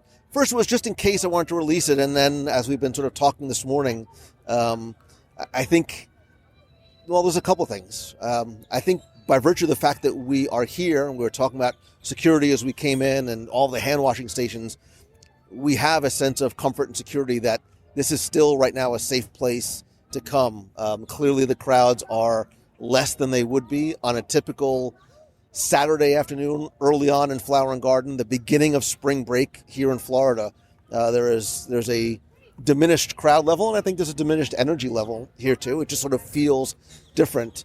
But I wanted to come back and finish it, not just because I wanted to come back and see the park again, but for you, I wanted to finish the show, and now maybe you're not going to be able to get to Flower and Garden, and we don't know what's going to happen come April 1st, but I wanted to share this experience with you, and maybe if you can't get to Disney or, over the next few weeks, be able to see or hear it online. This is something that, with us talking about it and the sounds behind us, will make you feel like you're here and maybe bring a little bit of Disney to you. We are a man down, but it's okay. He's been replaced. Kenneth, unfortunately, could not come back again today. So we leveled up. And we brought Nicholas Peter Mongello to the parks. I was just told I would get food, so. The way to a boy's heart changes over time. Sometimes it's candy. Sometimes it's Funko Pops. Today, it's food. But Deanna, Lisa, Jason, your thoughts just about being here today, the festival, everything that's happened. Again, we talked a little bit about it on the live show the other night, but... So, I think I was definitely interested to come back here and see not just what the crowds were like, but kind of what the mood was like. And you're right, it definitely still feels like a safe place. It's definitely, there are people here for sure, but it's quieter than it would be early on in the festival and the first weekend of spring break at Flower and Garden. It's kind of a somber mood here, but it kind of feels unified in a way that I remember from events past, which is a good thing. Yeah, I think I like that you're being so honest in your thoughts about deciding whether or not to release this show, and I just hope that anyone that's listening to it can take some comfort in us being able to bring this to you, when we might not be able to be here ourselves over the next couple of weeks. I'm just happy to be out and about. I think it's a beautiful day, and I think that us being here is going to give everyone some hope and know that tomorrow will come and it's going to be a better and brighter day. So hang in there. Everyone be safe, and hopefully you enjoy this episode because we have some really good food to share with you. And before you know it, you're going to be here and enjoying this wonderful festival too. So I'm just glad to be back to disagree with Lisa about something. And it's a little weird. It feels a little weird today. The crowd levels are different for sure, and like you guys said, the energy is different. But it's a really good place to be. It just felt weird coming a little bit, but once I got here and got through the gates and into the atmosphere, I can feel the lift. I can feel the lift happening. So I'm excited to be here. This is the place where we should be today, I think. Yeah, I did sort of have that internal debate over the last few days. Is it quote unquote right or wrong to go right this weekend? And I felt that it was the right thing to do. I felt it was a safe thing to do. I'm going to be very curious to see how we feel come Monday. And honestly, in this, I think you talked about the mood and things like that, but in alignment with this feeling that I've had over the past few weeks and months of choosing the good, right? Trying to find the good. I wanted to find the good by coming here and what hopefully the good can bring to other people. And somebody said something about it's strange, we are living in a time right now where there is so much that divides us, and Twitter and Facebook are great indicators of that. But, sometimes when, again, I'll choose to find the good when there's something that affects everybody, it does have an effect of bringing people together and, unifying people against this common threat or common enemy. And so I almost sort of look at this as an opportunity to, we put a lot of those things aside, and we're able to sort of come together and forget about some of the major, minor, or trivial things that maybe divide us. Because food is a great uniting factor, and that's what I want this to be. So again, in the spirit of giving, because I am a giver, I am literally here for you. And we're going to pick up where we left off, except for the fact, again, I'm going to make lemonade from lemons. We're hungrier now than we were at the end of Thursday. So it's like a reboot of our appetites. So, because sometimes if you try and do it all in one day, the food almost can potentially be less tasty as it goes on. And I don't think it's fair to the lobster and the tuna tataki and everything that's to come after if we would have been as full as we were. Again, we've been continuing to sort of go through our festival guide, getting a game plan, and we are literally going to pick up right where we left off, which is the La Isla Fresca with the lamb curry, the sugarcane shrimp skewer, the tropical mousse cup, and there's also a tropical freeze, alcoholic or non-alcoholic, but you can have the option of getting parrot rum in there. All of a sudden, Kenneth, his eyes, like your ears just perked up. Jason's ears just perked but up. I can pretend to be Kenneth, although I'm not quite as Yoda as he is about food. Lamb curry with the sweet plantain and rice was the thing that sort of made my ears perk up. Anything else we want to get while we're here? I think that's perfect. Should we get a tropical freeze just to sort of wash it down with? Yeah. Sure. Yeah, if you insist. Nicholas, do you like it with or without the oh, never mind, you're not. All right, let's hit that first. So if memory serves, the lamb curry with sweet plantains and rice is new this year. I think they had a spicy beef. I seem to remember some sort of a spicy beef here last year, although the sugarcane shrimp skewers, which we did not get, are a repeat from last year. You guys have dug in first. Initial thoughts? It's so good. I mean, I'm a sucker for plantains, admittedly, so like I had a bite that had everything in it, but that is wonderful, and the lamb is done really, really well. That's really good. Now, you're not a lamb. I know, Deanna, you're not a lamb person. I am not, but it is so flavorful, and all the flavors that they have in there, I'm not quite sure. It's a curry. It's delicious with the plantains. Like when you get all those flavors in your mouth, like the sensory, like it's so delicious. They all come together perfectly. Yeah, I think Lisa had the right move because she took some of the plantain with the lamb in the beginning, and it pairs really well. But the lamb, it's got a little spice, but it's not too spicy. And don't let the word curry throw you off, because there's nothing spicy about this curry whatsoever. Although if it was, I will tell you that this tropical mango freeze without the alcohol is delicious. Yeah, I agree. It's so good. I remember trying this last year, and it was really good. So and it's I would like to be sitting right now next to a pool with this in my hand. It doesn't have to have alcohol. Everything doesn't have to have alcohol. It's better with alcohol, but it's really, really good without it. Nicholas, your thoughts? It goes perfectly with the curry and the plantains and the lamb. And I'm just going to take another bite while no one's... It cuts the richness of the stew, and I love that it's not like a creamy milk base, because it's just so fresh, and it's fantastic. Right, it's it tastes like mango it tastes like somebody put a mango and some ice in a blender. The and the curry is it's like a green curry, so if you're trying to sort of envision, it's not sort of that reddish brown curry. I think this, maybe it's because it's the first thing we're eating today, I think that's fantastic. And the portion is a really nice sized portion. I mean, there's 5 of us sharing it, and we each had basically 2 helpings, and I'm going to take the last plantain. So there's that. Yeah, so politeness went out the window with this one, because usually it's like, oh, no, you have it, no, you haven't. We're sort of fighting for the last morsel. I may lick the paper tray here. No licking it's a today. podcast. You can. It's almost over. Yeah, that's fine. You do whatever you want. What do you think in terms of this versus what we had in Mexico? So the chilaquile is like within a stone's throw. So I'm thinking, but I think so. Right now, the chilaquiles and the duck, and the pastry in France are top 3, like far, far, far and away. I agree. I still think the duck's on top of the stack, but this was really tasty. We will see if the rest of World Showcase and then everything, let's see what Future World has up its sleeve and see if there's any surprises. But we're going to move from here maybe down. So do we want to do the refreshment port, which has fried green tomatoes? Mm-hmm. The popsicle trio I know it seems to be the made for Instagram. Have you had it before? Have you had the popsicle trio, or other than just for photographs? Not this year, but they also have the wait. Yeah, no, I haven't had it, but yeah, I'm down for the coconut lime raspberry mint. I think, we definitely need to try all three of these. Nicholas and I have been eyeing them since we got here. So normally you don't get your pudding if you don't eat your meat, but we can make an exception.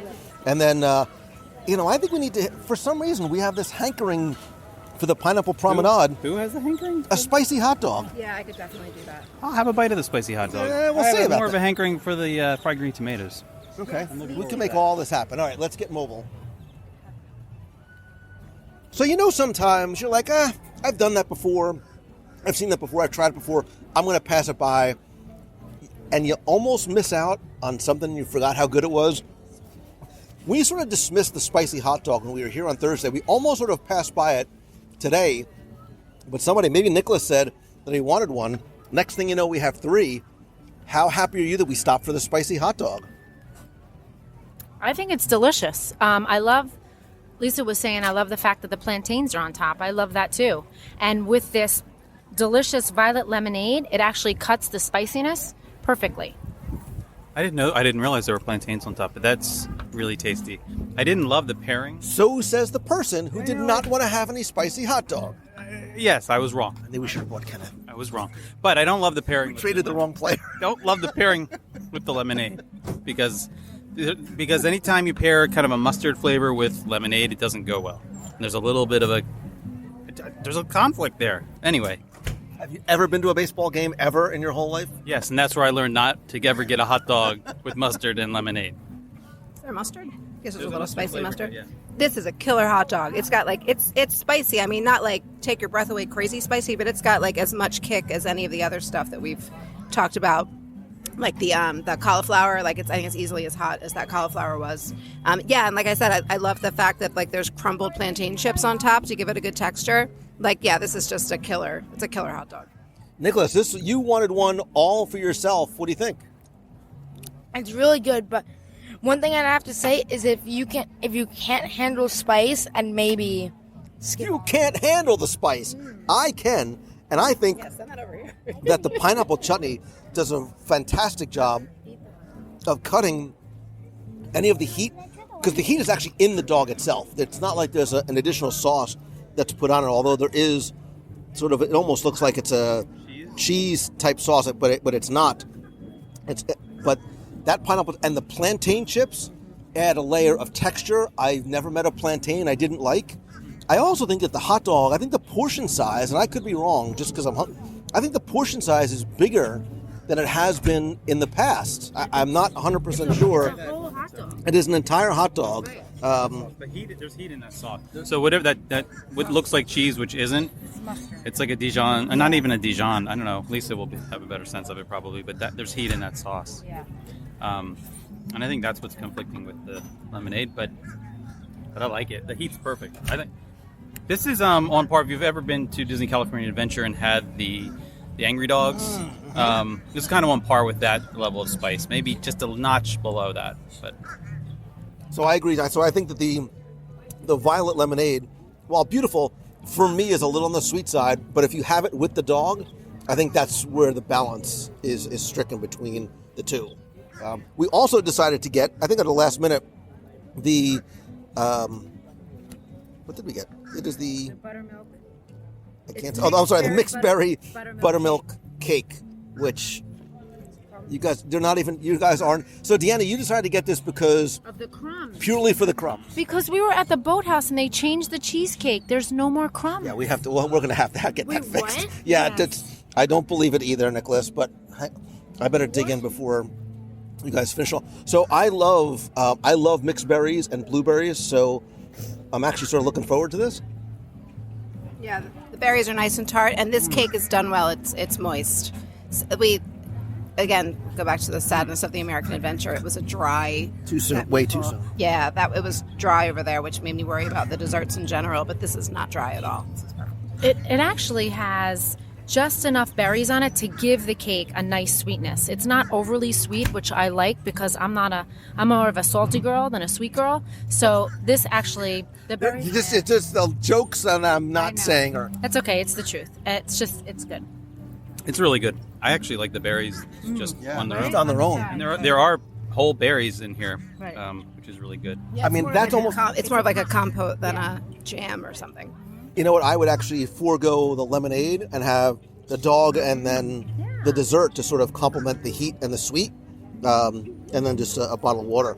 But I think that's two winners right there, pineapple promenade. Or you get an extra one of the mangoes. They also have Dole Whips here too. Lest we forget that they have Dole Whips with or without the Parrot Bay coconut rum. And to be clear, we're not going over every beverage pairing, but all of the pavilions have a number of different beers and wines. A lot of them are from Florida breweries and wineries. Pineapple Promenade, we almost dismissed the entire thing. We opted last minute to get them both, and I'm super happy that we did. They also have a really good sparkling pineapple wine here that's very delicate. It actually it's a little bit of bubble to it, it's perfect, and it's not over the top sweet. So if you want something to pair it with, other than the lemonade, you can have this wonderful sparkling pineapple wine. So the barometer is, again, as locals, and we're sort of picking out, we've already sort of have our kind of top three so far. Would you come back and have another dog? That's the test. So I think the big thing for me, like especially in being local, is like the re-eatability, which is a word that I just made up for this purpose.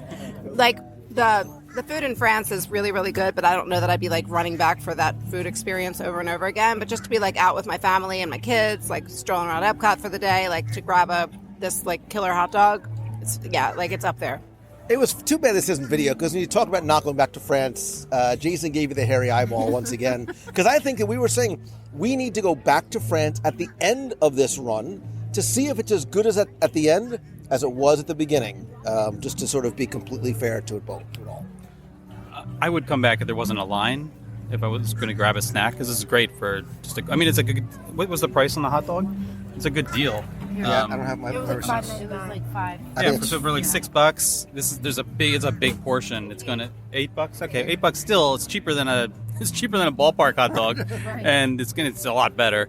So I would definitely get it. But there's other things like tuna tataki is right over my shoulder. I'm very mindful of that, and it's pulling me in that direction. But I think if the line was short here, I absolutely would stop. Yeah, so we're going to hit the Citrus Blossom next, because they have lobster tail, tuna tataki bowl, a crispy citrus chicken, and a citrus shortcake.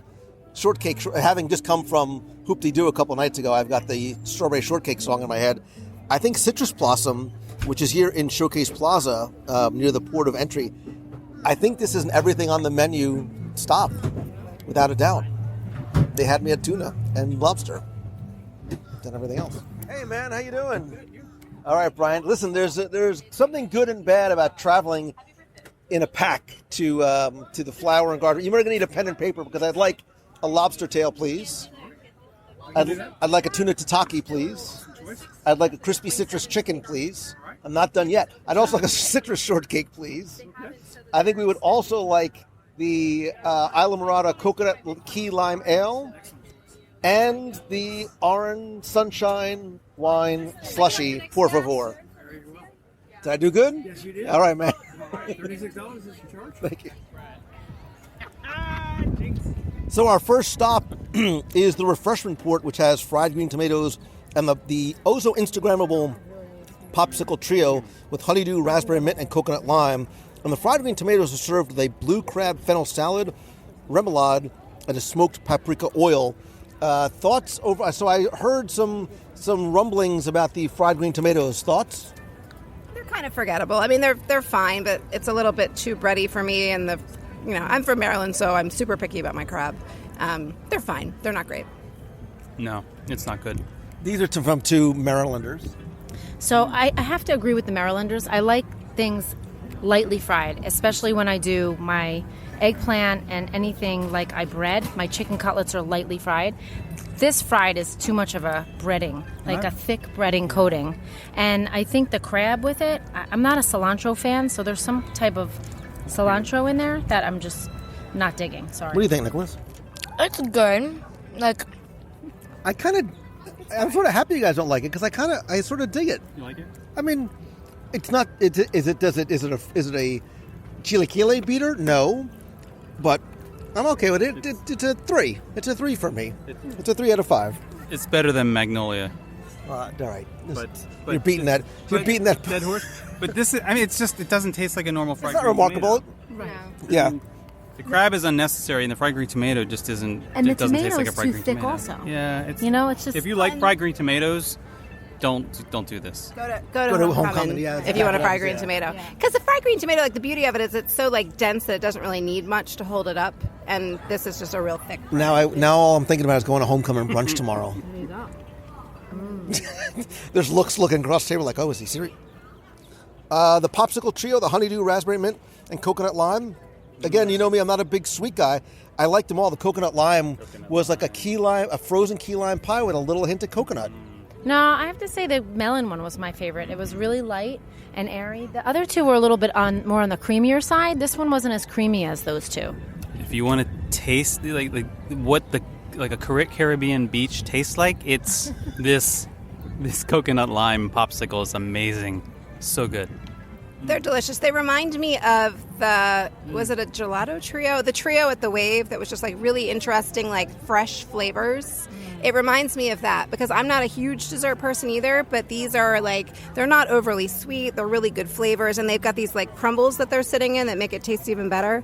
Like, I'm a fan. So I think after brunch at Homecoming tomorrow, we should go to lunch at the Wave. I agree. Yeah, Absolutely. that could be what we need to do. We also stopped at. We're dividing and conquering. We also went to the Citrus Blossom, got everything on the menu.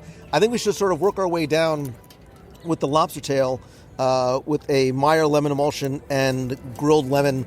This also comes in as a gluten-free option. It's a relatively small, maybe 5-inch or so lobster tail that comes. So it's on a skewer? It's on a skewer. Yeah, so it sort of comes grilled. Easier to pull it off. Pull the skewer off. Yeah, just pull the skewer off, and we can share it out. All right, initial thoughts on the lobster skewer. It's delicious. It's really good. It's fantastic. It's so good. I actually can't believe that it's not dried out. Like, it has a really warm, like, I find that with lobster, if you have a smaller tail, they're definitely sweeter and more buttery. So this was a nice little small lobster that we got, and he was nice and buttery. There's a sweetness to the lobster meat that's fantastic. Again, it's not a huge shareable portion, but in terms of flavor, it's absolutely delicious. Let's move over to the crispy citrus chicken with orange aioli and baby greens. This too is a gluten-free item as well. Really?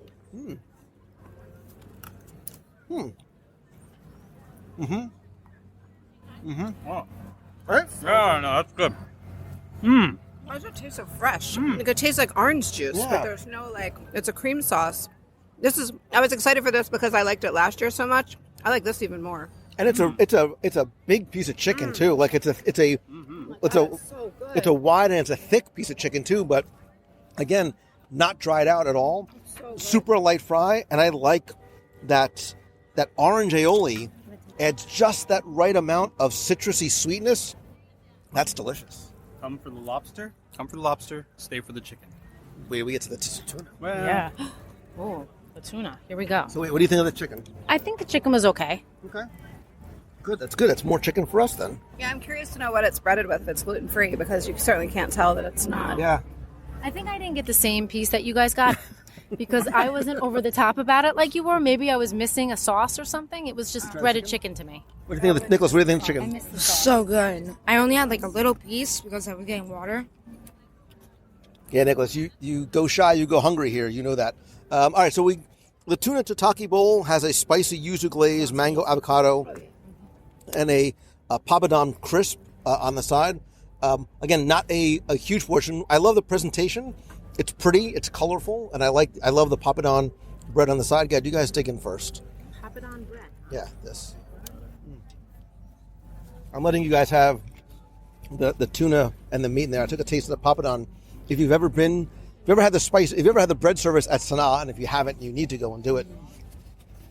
Papadon is a thin, crispy bread with a little bit of spices on it. Has a wonderful flavor, just even all by itself. Thoughts? Look, I've never met a tuna I didn't like. Thoughts on the tuna? Yeah, so this tuna, the sauce on it is spicy yuzu glaze. I'm sorry, Kenneth. Isn't Kenneth the big yuzu guy? Yuzu, yeah. Yuzu, sorry, glaze. Mango, avocado, and papadon crisp. So the sauce is very light and airy. It's not overpowering, and it gives the tuna a very nice flavor. It's tasty. It's I'm torn between the lobster and the tuna, so I say both. And I think the portion sizes are small and light enough that you can get both and not feel full or hungry. Yeah, I mean, the lobster is delicious, but it is a tiny portion, especially if you're sharing with people. No, this tuna is so good. It's citrusy. It's got the mango and avocado in it, and then it's got, I don't know what root, it's some kind of a root that's like sliced that gives it a little bit of a crunch. And the papadum is like, if you've ever had that at an Indian restaurant, they serve it early on. It's like almost like a crackery flatbread. It's a great sort of way to get it into your mouth. This is very indicative of, and one of the differentiators of this festival versus even Food and Wine and Festival of the Holidays, where sometimes the dishes are heavier and they're richer and they're almost more comfort foods. Everything, we all talk about how light everything is and how fresh everything really tastes. There's a wonderful flavor that's just sort of sitting on my palate after eating the tuna, which I think is just fantastic. So far I would come here and I'd get all three all over again, and then wash it down with the citrus shortcake, which has an orange chiffon cake, lemon curd, mandarins, whipped cream, and citrus crumble on top. Deanna never met a crumble she didn't like. No, I'm a big crumble girl. So when you crack this thing open, it has this delicious lemon curd that oozes out from the center of it. It's like vultures. I wish I should be doing this live. Kenneth, Jason, and Lisa are almost like fighting for the same piece of Mine. Get the crumble. You got to get the crumbles. So they are. I think they stole the Boathouse crumbles. They are delicious. They're crunchy. They have like I don't even know. Oh.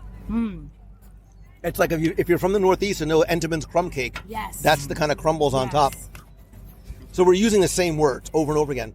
There was something light and fresh about this, that's why the hashtag is Fresh Epcot. Yeah. Because that's really, you get the flavors, but there's nothing heavy about this at all. Sometimes you think cake and it can be dense and sort of, you don't feel like you want to eat anything else after this. Not at all. It reminds me of like the Hoop-de-Doo one, but if it had like citrus instead of strawberry. And with amazing crumble, of course. Yeah, that chiffon cake is very very airy and flaky. Yeah, it's almost like a sponge cake, and the lemon curd is really light. And yeah, fresh is like the word for this booth. And it's also worth mentioning that we got 2 drinks here. We got the, I don't know how to pronounce it, but Isla Murata Beer Company Coconut Key Lime Ale, which is fantastic. Like, it just tastes like something that would be perfect to drink on a beach. And then the Orange Sunshine Wine Slushy, which... it's a little sweet, but it just kind of tastes like a creamsicle. Like if you guys raved over the beer, yeah. The beer, after you take a sip of it, the kicker is you taste the coconut after you sip it. Like there's almost like an aftertaste, right?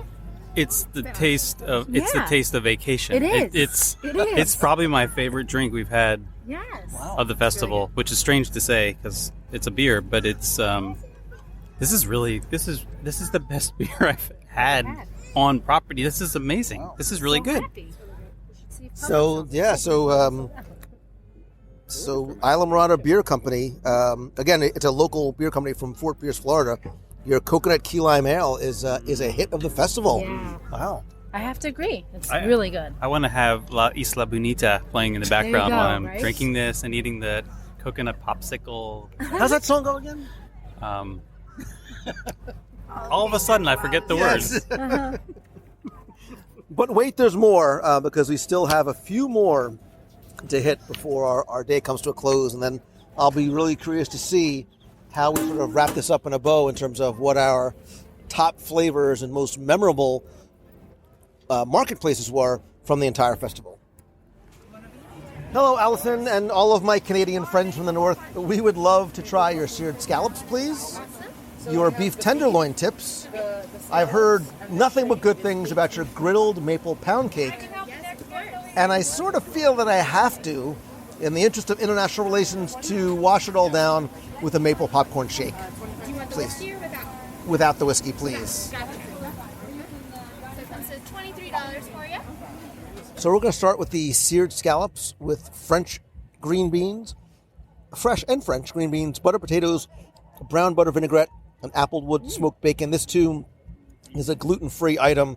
It's not the biggest portion size of anything that we've eaten. And again, it sort of seems to vary from kiosk to kiosk. I mean, the chilaquiles, which are still so close to here, the chilaquiles is a monstrous portion. It was maybe two scallops, some potatoes, and a nice portion of green beans. On taste alone, what do you think of the taste of the scallops? It's good. It's good. I mean, it's fresh and light and lemony. I didn't get much bacon, which probably was good because I was enjoying how light it was. There's some bacon down there. It's a tiny portion, tiny portion, like two little teeny scallops. It was good. I have to agree. The portion is very small. It's a scallop. I mean, the flavor is fine, but there's nothing that since you guys aren't crazy, I'm going to try another piece. That's true. You never hear anybody say, these are such large scallops. Oh, right. No, it's a scallop. I mean, look, the thing about scallops is not just the flavor, but the texture. Yeah. These, you don't have to actually have to bite into it. It will sort of melt on your palate, which is exactly what you want a scallop to be. I think if you're not going for the size of the portion, it's the flavor of the portion. Moving on to the beef tenderloin tips with a mushroom bordelaise sauce, whipped potatoes, and garden vegetables. You're judging by. I'm still chewing. Yeah, I'm still chewing. It's very tough. It was difficult to cut, and it has been sitting a little bit, so it's not as tender as you would think it should be. I mean, but the potatoes are really good. Remember, it's not filet mignon; it's beef tenderloin, so it's a different cut of beef that maybe. I think this is fine. I think if you are a meat and potatoes person, it's a nice flavor to it.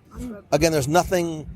Again, we're doing literally almost every kiosk, so we're comparing like depth and levels of flavors. If you're a meat and potatoes person, it's right. It has good flavor, that's for sure, and the mashed potatoes are really tasty too. Yeah, I mean, I didn't think my piece at least was tough at all. Like I think that's really, really good. That was well done, and I often don't like the beef in Canada because I think it's oversalted sometimes. This I think is much better than what they serve up at Food and Wine, in my personal opinion. Yeah, I was fine with this again for what it is. Yeah. Go have the duck. Of course, now I got chilaquiles on my brain. All right, let's just round things out with the grilled maple pound cake and the maple popcorn shake, which is again available both alcoholic and with a top 357 maple rye whiskey. We got it without the whiskey. Right, we got it without the whiskey, and it's delicious. The popcorn is something that I think if you don't like the idea of it, you can ask them to not put the popcorn on the top. But it's a tasty, cold, almost like vanilla milkshake flavor with a little bit of maple syrup flavor to it. It's good. Yeah, it's good. I mean, it's a tasty milkshake. The popcorn kind of catches you off guard a little bit. It's sitting on top, but it tastes good. I think it's just something fun. Like, who gets a milkshake with popcorn on it? So it's a little sweet, but it's good. And you guys have tried the cake already? Working on it. It's good. Cake's a little sweet. Like, I'm a big fan of peach cake. Like, I grew up with like that really good peach cake and I think for me, like, the maple just takes it over the top a little bit more than it needs to be. It's good. If you like really sweet and you like maple, like, you might be more of a fan. I think the crunchy popcorn with the cake and the ice cream it enhances the flavor of the maple. So yeah, try a piece I of the do. popcorn. I think it all. Oh, you mean the popcorn from the? No, right here. Oh, there. Popcorn on it, yeah. I think it all complements each other. It's very sweet, as Lisa said.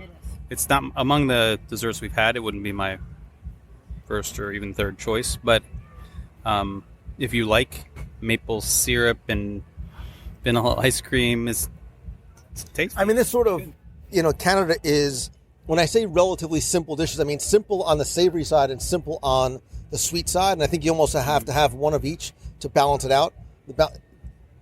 The meat and potatoes and the gravy and the onions, it's on the, I don't want to say heavier side, but there's, again, it's sort of that heavier comfort food, which can be balanced up against the sweetness of either the shake or the cake. I couldn't come here and order. Did you say shake or the cake? Shake or cake. Shake or cake. Shake or cake. Shake or cake. Yeah, so I would do I would pick one of the entrees and one of the cakes, but I think if you try to do it all, it's a lot.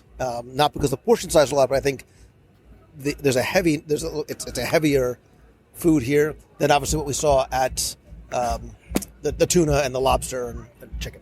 And the line is usually pretty long too, so this is another consideration among all the things that are being offered at the kiosks.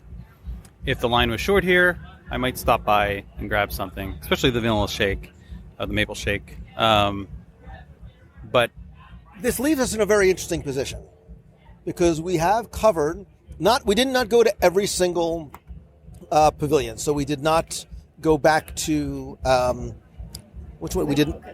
We didn't go to Flavor. We didn't go to Flavorful Kitchen, and we did not do the Honey Bistro. The Honey Bistro, I'll say, is exactly the same as it was last year, so that's nothing new. It's good, but it's nothing new. And Flavorful Kitchen looked a little bit, more straightforward. It was like a salmon and a strawberry mousse, so probably things that didn't need to be reviewed.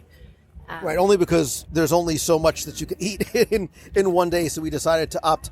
Again, we have the luxury of having been here last year, so the Honey Bistro had the roasted cauliflower, the honey tandoori chicken flatbread, which we saw a lot of people walking around with today, the local wildflower honey mascarpone cheesecake, and then the Flavorful Kitchen had the grilled baby vegetables, the seared salmon, and the strawberry mousse, which, again, we don't want to dismiss those because we had those last year. I remember liking, wasn't the roasted cauliflower from Honey Bistro good last year? And the seared salmon over at Flavorful Kitchen. But where we are now, having sampled all the marketplaces that we wanted to, we said, in the interest of being fair, right, it's one thing to eat Canada after having 5 other or 7 other pavilions beforehand. We had France first, and we're raving about it. I think we almost owe it to every other country and every other pavilion to try France again at the end. And maybe we should, but see, now I'm struggling because France is right there and Mexico is right there. And I sort of want to have that chilaquile one more time. Maybe we have a final showdown. So maybe we could that's it. So is the showdown France versus Mexico? yeah, I think, and we can hit France, and then we have to come back this way anyway before we ride Spaceship Earth. And we get some chilaquile. And then we can sort of come down to our top 3 or 5 must-dos at the Flower and Garden Festival. All right, France, we're coming for you. All right, we've returned to France, and had 2 of the ducks, 2 of the tarts, and opted for a dessert. So, Jason, you have been waving the French flag very, very hard since we came here on Thursday night. We've been eating most of the afternoon. What do you think? Now with a somewhat full belly, how does it still hold up?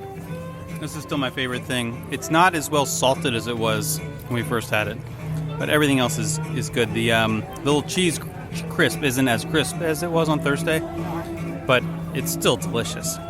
So good. Still my favorite. I'm holding my comments until we go to the next kiosk as our showdown. And I reserve the right to be wrong. I will have some chilaquile as well. That sounds like a little bit of a backpedal to me, and sort of hedging your bets. It's still wonderful. And the little like orange kick and that crisp thing is still like really smart and good. I think I might like the onion tart more, actually. But and then in general, don't get me wrong, these are great. I think the lamb curry, I prefer the lamb curry. Nicholas, this is a first-timer to France. You've heard about the ducks with the sweet potato and the goat cheese tart. What are your thoughts? I've heard the legends, and I prefer the goat cheese tart over the duck. They're still both good, but I love that tart. It's just so flavorful and puffy and pastry and delicious. So I don't know how to articulate it, but that first taste you put in your mouth of the duck is outstanding. Right? I think it's an outstanding flavor. I love that, but I don't know that it's on the top. I love the goat cheese tart. The onions are like candy. I mean, they're so sweet, but again, complemented by there's that wonderful rich creaminess of the goat cheese, which is fantastic. Like I almost would like a forkful of the duck and then finish it off with the tart. I think they should also give you a big lump of the caramelized onion on the side for dipping. Almost like a dipping sauce. It almost would be like kind of like a paste. And you can just like dunk your little pastry in there for a little extra kick. You could almost just serve me a plate of well caramelized onions. Like when you make like the macaroni at home, like I'll just take a forkful of the onions because I think it's so good.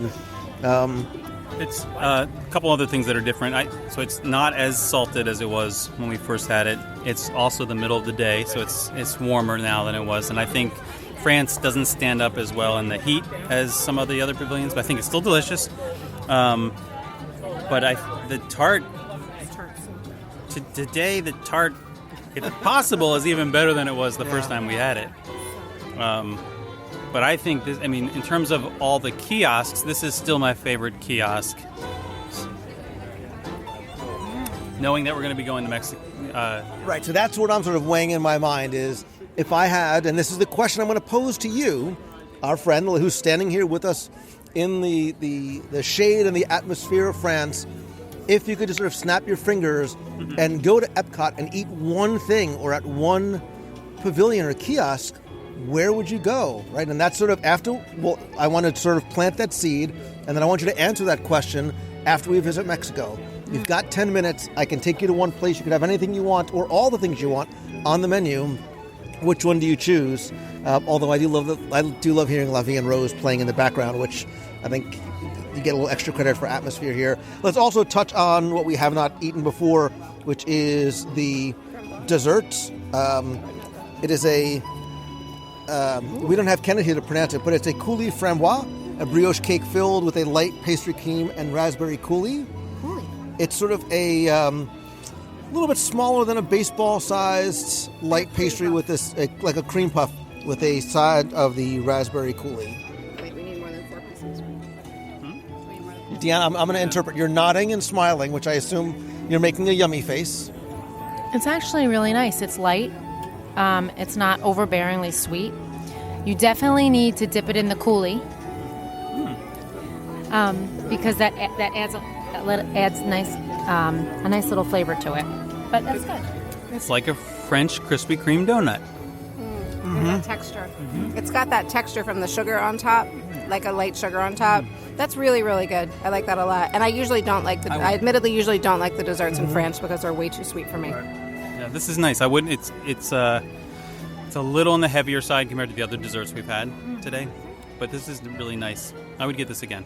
So I don't think it's heavy. I think the light pastry cream is exactly that. I was expecting a much heavier. Expecting a much heavier dessert than what we got. So, I mean, this is a really nice trio here. The tarts, the duck, and the framboise. We didn't even have the brioche cake. I'm sorry, we did not have the chocolate eclair, and then we did have the La Vie en Rose slushy, which I know, you guys really liked. So, Mexico and its chilaquile has its work cut out for it. Let's see, if that's going to. Jason's smiling, like all of a sudden he's like, I'm back in. I'm all in again on France. You backpedaled a little bit, but yeah. It's so good. It's just so good. I love it. I love it. I could go around again. But I'm going to save the room. All right. Mexico, I hear Mexico in the background saying, hold my cerveza. So let's see if it can deliver. What did you have? So we are back in Mexico. I should have actually paid more attention. So is it Jardin? Is the J? The J is H. The J is pronounced H. Nicholas. Yardin? Is it Yardin? Yardin? We're in the Mexico. I am so sorry. I'm not being funny. I really don't know.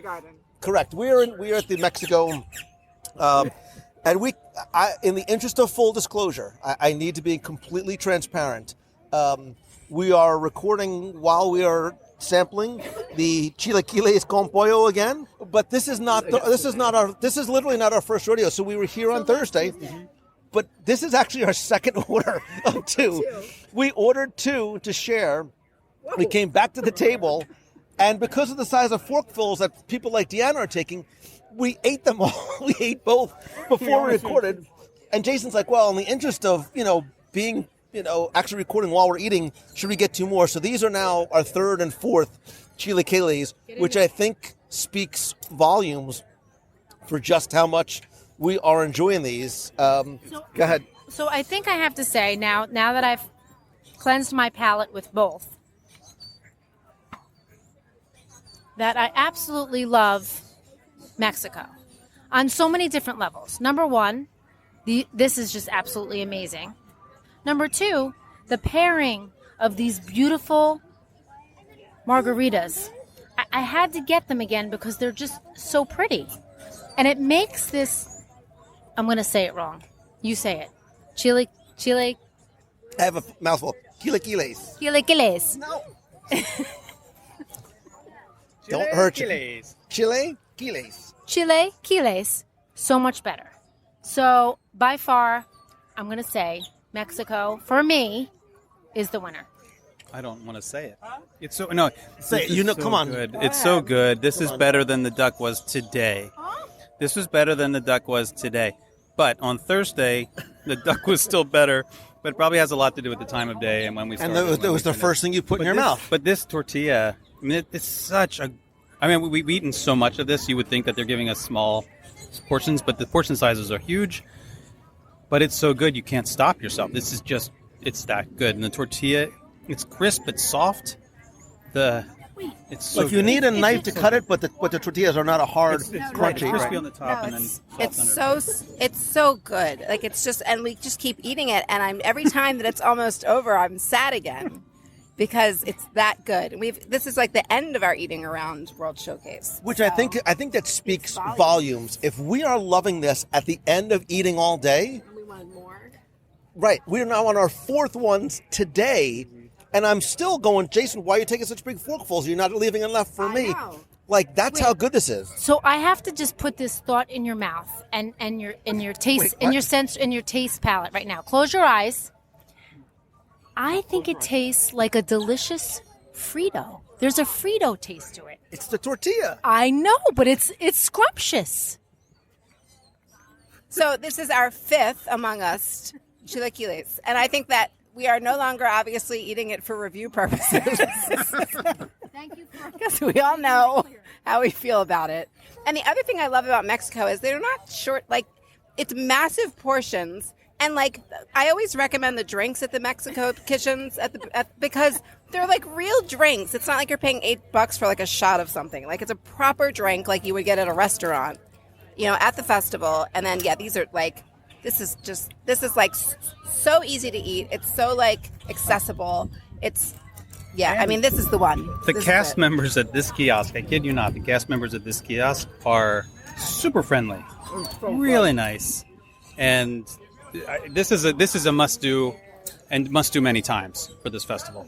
This is really good, but I'll still get the duck For the festival. We did it much too many times in the same day. We've done it many times in the last 15 minutes, and they're $7. Wow! How are they $7? Yeah. They're $7. The hot dog was $8.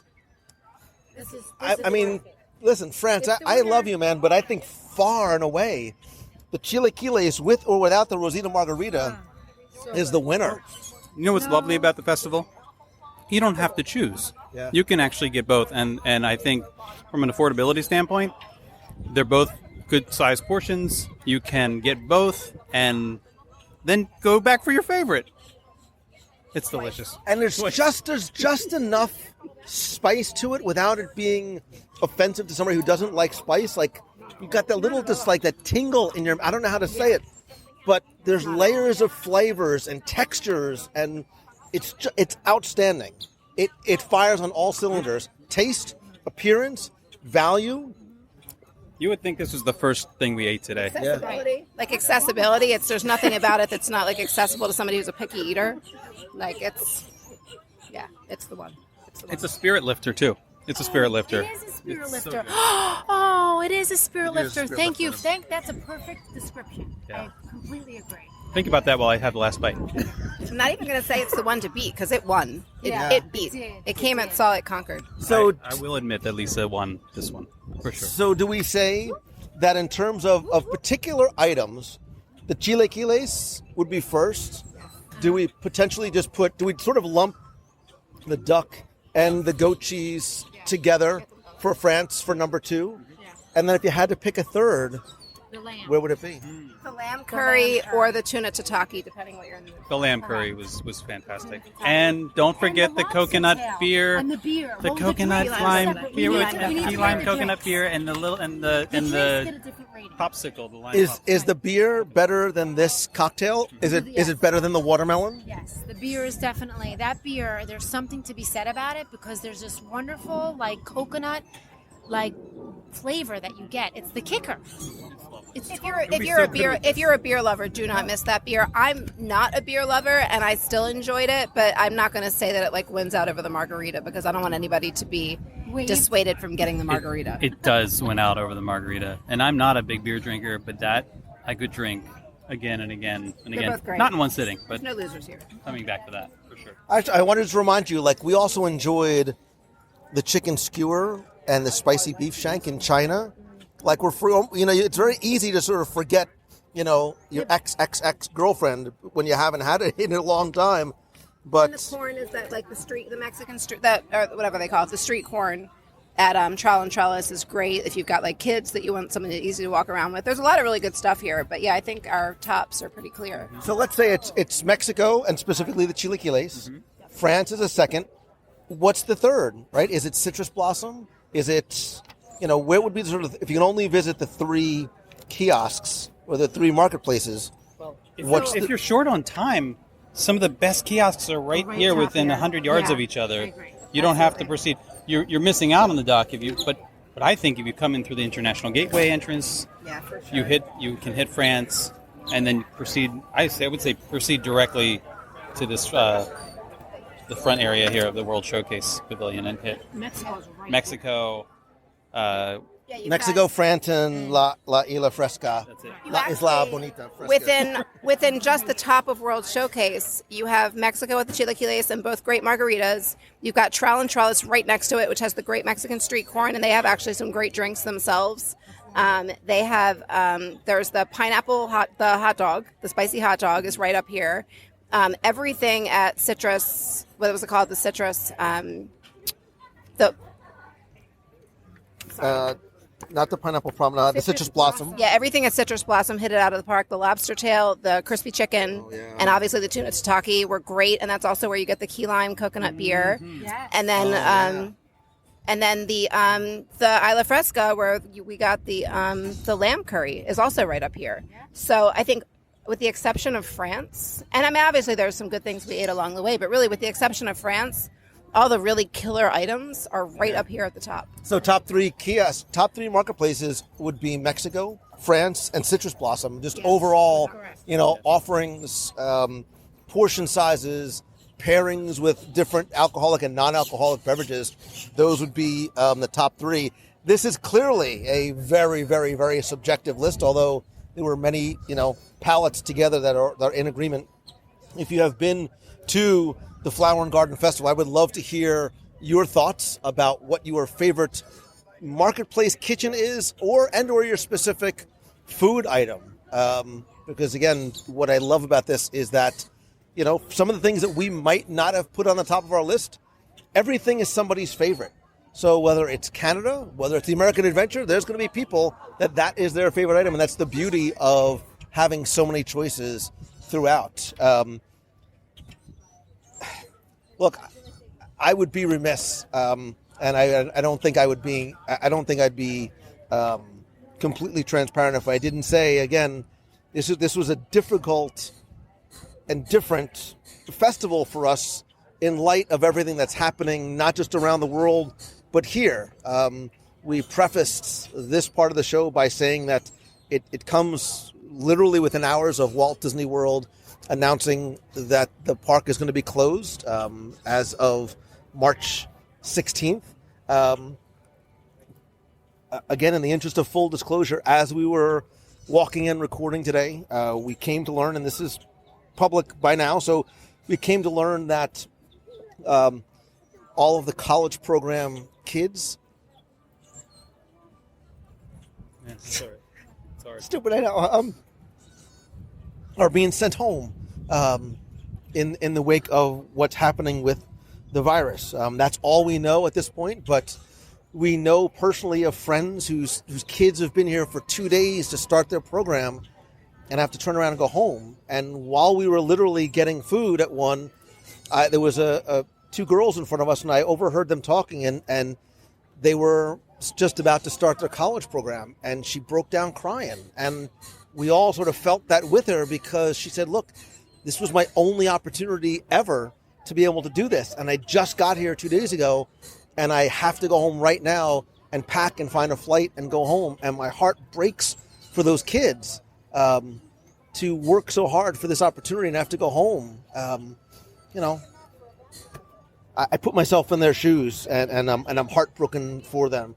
And look, as we record this, I don't know if this is going to be applicable. I don't know how many people who are listening are going to be able to enjoy the festival. So I hope that this potentially serves multiple masters. If you are able to come, I hope and pray that happens, because I want you to enjoy this park and the beauty and what the cast members have put together. And if you can't, it's not about what you missed, but I want you to sort of look forward to what to expect for future festivals. And hopefully, I say at the beginning of every show that I want to bring you a little bit of Disney magic wherever you are. I think now more than ever, that's really important. And through all this, I will continue to do the podcast and Wednesday night live shows and other live broadcasts in a hope to be able to bring that to you. So thank you for sort of indulging this sort of cathartic dialogue that I need to get out. But that's why I do what I do. That's why all of us do what we do. And I don't mean to, but I want to plug what you guys do too, because it's exactly, what you guys do is you want to sort of bring the experience to people either as they're planning a trip or when they can't get here. So Jason and Lisa, tell people what you do and why it's so important that they can find it now, and then where they can find you. It's Jason. I'm here with themagic.com, and I do immersive videos and sound to bring... It's hard for me to say this, actually, without getting choked up. Because I never thought what I do is meant to connect and reconnect Disney fans with their happy places. And I never imagined that it would be under these circumstances that, it would be applicable. But I'm fortunate to be able to have a lot of videos that I'm going to be bringing to folks over the next few weeks, and hopefully that does help to fill some of the void. For me, it's special even just putting the videos together during this period of time. And sometimes it's hard for us to talk about ourselves, so I will tell you, I love what you do, but look, the sit back, relax, and enjoy is not just, they're not empty words. It's exactly what I want you to do, and I think that's what the content you create does, whether it's in short form or longer form videos. It's not about POV ride-throughs of attractions. It's those out of the way and sometimes places hiding that are in plain sight that you don't sometimes stop and just watch people go by. Or one of my favorite ones is not just because it's in Japan, but it's in Japan and it's raining. And you're just listening to the rain and you're watching the waterfall and sort of hearing the sounds of Walt. And you can sort of just watch it or watch with your eyes closed, and it connects you and it brings you to this place, especially now when you might not be able to get there. Lisa? Yeah, I think most of you guys, know me. My blog is thecastlerun.com, and I also have an Instagram called under the handle The Castle Runner, and related Facebook groups and pages. But listen, if you know my backstory, you know that I rediscovered Disney during a really difficult time in my life, and the reason that it spoke to me, and really ultimately the reason why we ended up moving here and making it such a big part of our lives, was that I was going through something personally that was very, very difficult, and was sort of reaching for something that brought me light and magic and happiness. And in sort of rediscovering that side of myself and that side of things in the world, and in our moving here, yes, my blog is very, very Disney focused, The Castle Run. But at the same time, I think that if you read it, and if you know me personally, you know that what I'm doing is trying to give you permission to live your best life and not let society dictate what you choose to do or not to do with your life. I walked away from Big Law to move down to Disney World. You might want to walk away from something very different to go after a passion that's very, very different. And I think in doing what I do, I'm trying to give you permission to go after that. And just know that, like, as we've been doing this walkabout today and in doing everything that we do, like that I do with Lou or that I do on my own blog, yes, we're trying to sort of give you tips and tricks for if you happen to be on vacation here to find the best foods to eat at the festival. But at the same time, we really get how much you guys need this when you're not here. And, in walking around today, I think more than ever, we've been hyper aware that we're not just giving you tips about what to eat when you're at the festival, but we're probably giving you something to listen to and virtually enjoy the parks over the next, weeks or months or however long it is that you're not able to get here for your own reasons or larger reasons. So I thank you. And yeah, I'm hurting just as much as everybody else. And like, if you're feeling this and if you're hurting because the parks are closing, like, you have permission to hurt. Give yourself permission to hurt. Like, nothing outranks anything else as far as why this affects you or doesn't affect you. Yeah. So I just have to say that we all know that Walt always felt that family was first. And at this time, we need to just all come together as a community and be safe and be with our families, because we can reflect on our friendships, what we have, how blessed we are. And we talk all the time about the importance of community. I think now more than ever, we need places to find each other and talk to each other and share a very warm, friendly, non-judgmental environment. And that's why when I ask you to join not just the conversation, but more importantly, the community at wdwradio.com/community, this is when I think it's even more important. So I don't want this to be a downer, depressing kind of thing. Hopefully things might turn around and the parks will be open again, and this will continue to remain this not only safe but special and magical place. And I think that's what it is. I think we realize when we talk about this place being magical, this is why. We all of a sudden it's hitting home why. So if you have been to the festival, if you're coming to the festival, tell us your favorite marketplace, your favorite food, or if not, you could take a look online and maybe the one thing that you wish you could eat right now if you could snap your fingers and be here. So Deanna, Nicholas, Kenneth, wherever you are, Lisa and Jason, thank you guys so much for being here. Thank you. Thanks. Thank you.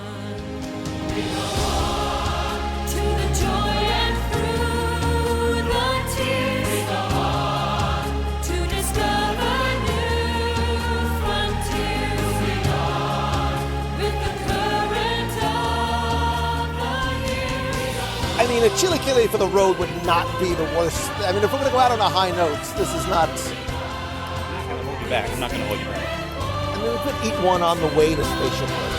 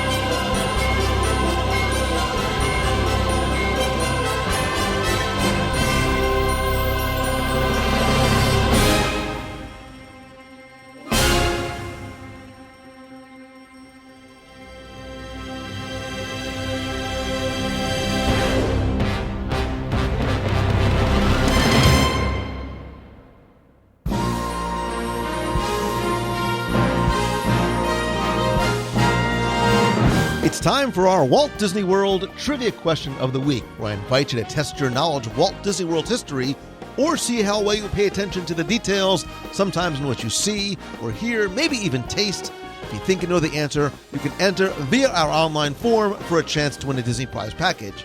Before we get to this week's question, we're going to go back, review last week's, and select our winner. So last week, I wanted to keep it simple and fun and make it all about Mickey Mouse because we discussed the opening of Mickey and Minnie's Runaway Railway at Disney's Hollywood Studios. And I told you that Steamboat Willie was the first short starring Mickey Mouse when it was released in 1928, but it was actually the third of Mickey's films to be produced.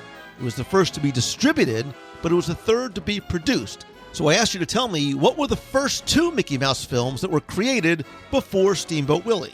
Now, I want to first thank the hundreds of you who entered, got this one correct. Congratulations to you, because you knew that the first 2 were Plain Crazy and the Gallopin' Gaucho.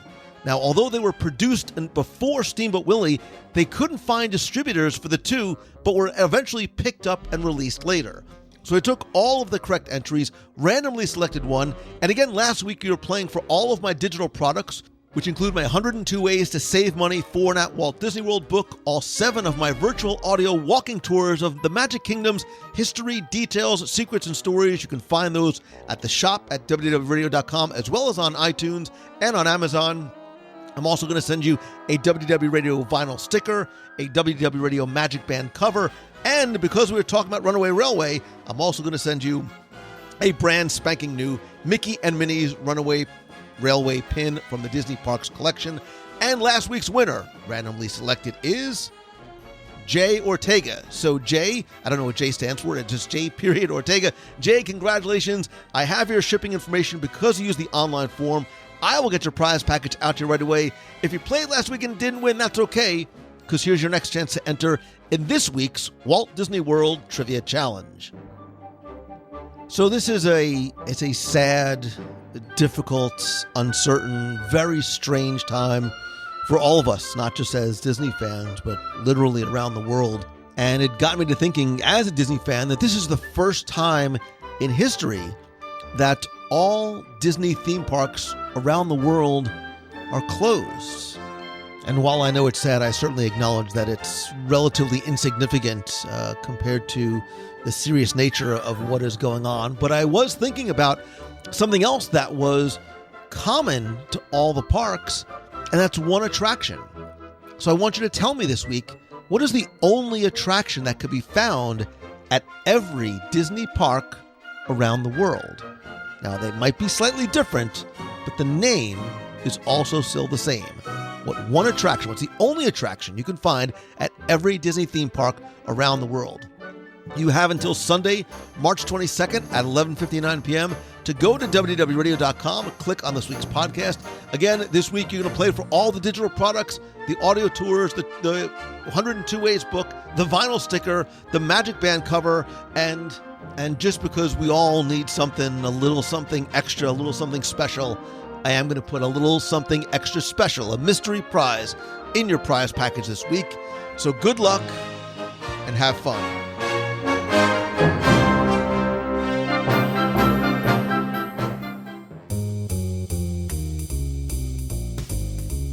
That's going to do it for this week's show. Again, thank you so much for not just taking the time to listen, but to share, to be part of our community, and to invite others to be part of the family as well. Again, please go to www.radio.com/community to be part of the community and conversation.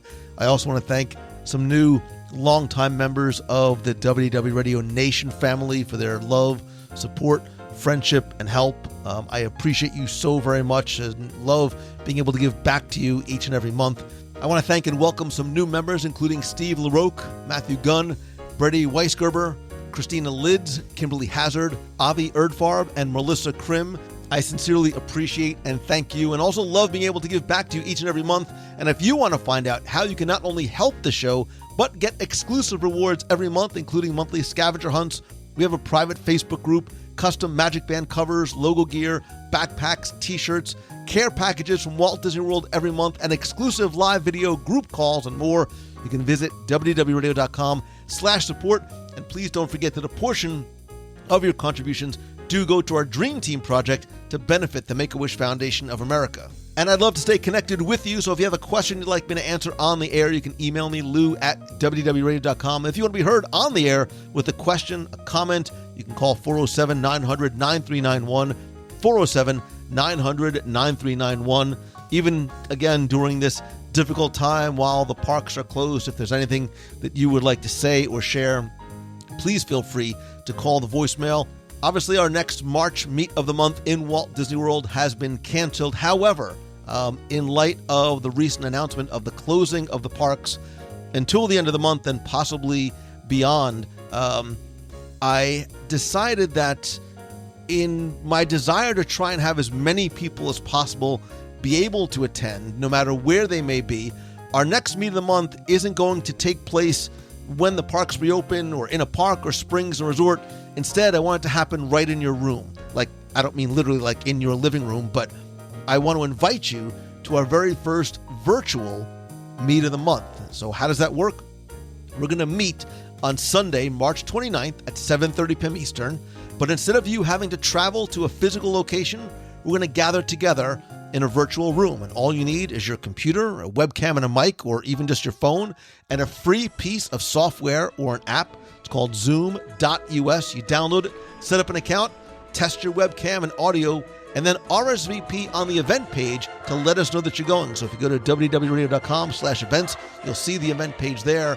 Then turn on notifications, and then I'll send a link to how you can join the room. You can log in at 7:30 p.m.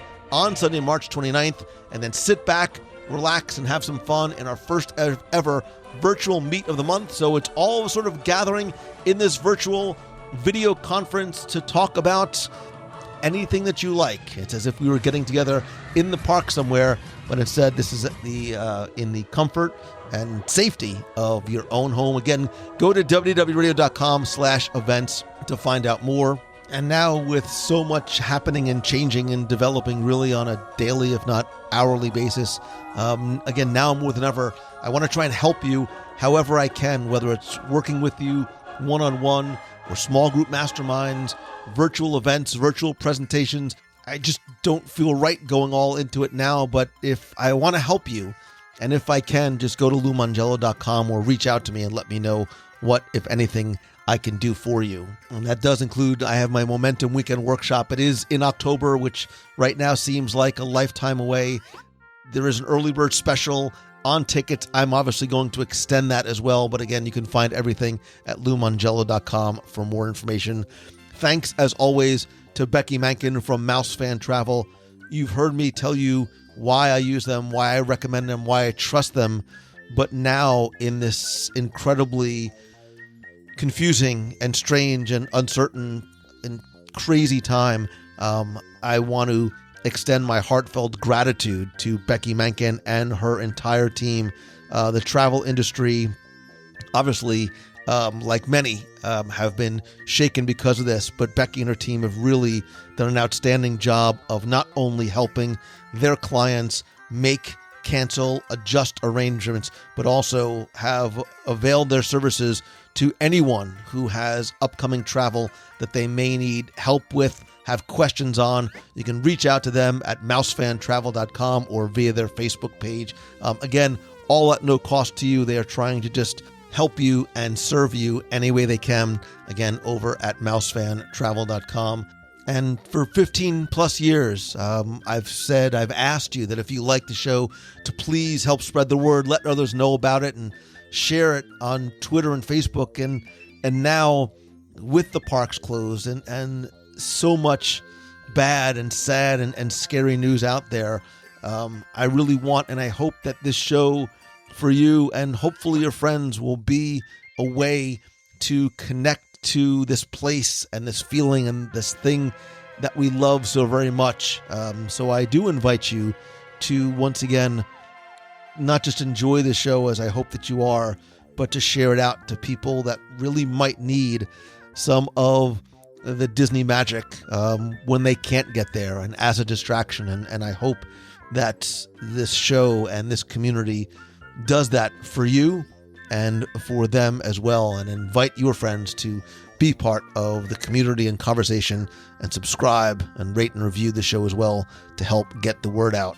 And while things feel, if you've listened to the show before, I'm sure you can sense it in my voice, while things feel different this week, I'm here for you, and I'm here because of you, and thanks to you. And I want to thank you by sharing some of your reviews. So Bagel Flip says, Lou is the best podcast, Disney or otherwise. I love listening back to every episode and getting very excited to see the new one drop. Thanks for all you do. Shadow Smith 1 says it's the gold standard. There's lots of Disney-related podcasts, but this one is simply the best. It's insightful, informative, with a professional polish. Lou has a love for Disney. His positivity is infectious. It's exactly what I want to try and spread at this time. Vanessa746 says, great content. I learned so much every time I listen to Lou and his shows. Always entertaining and fun.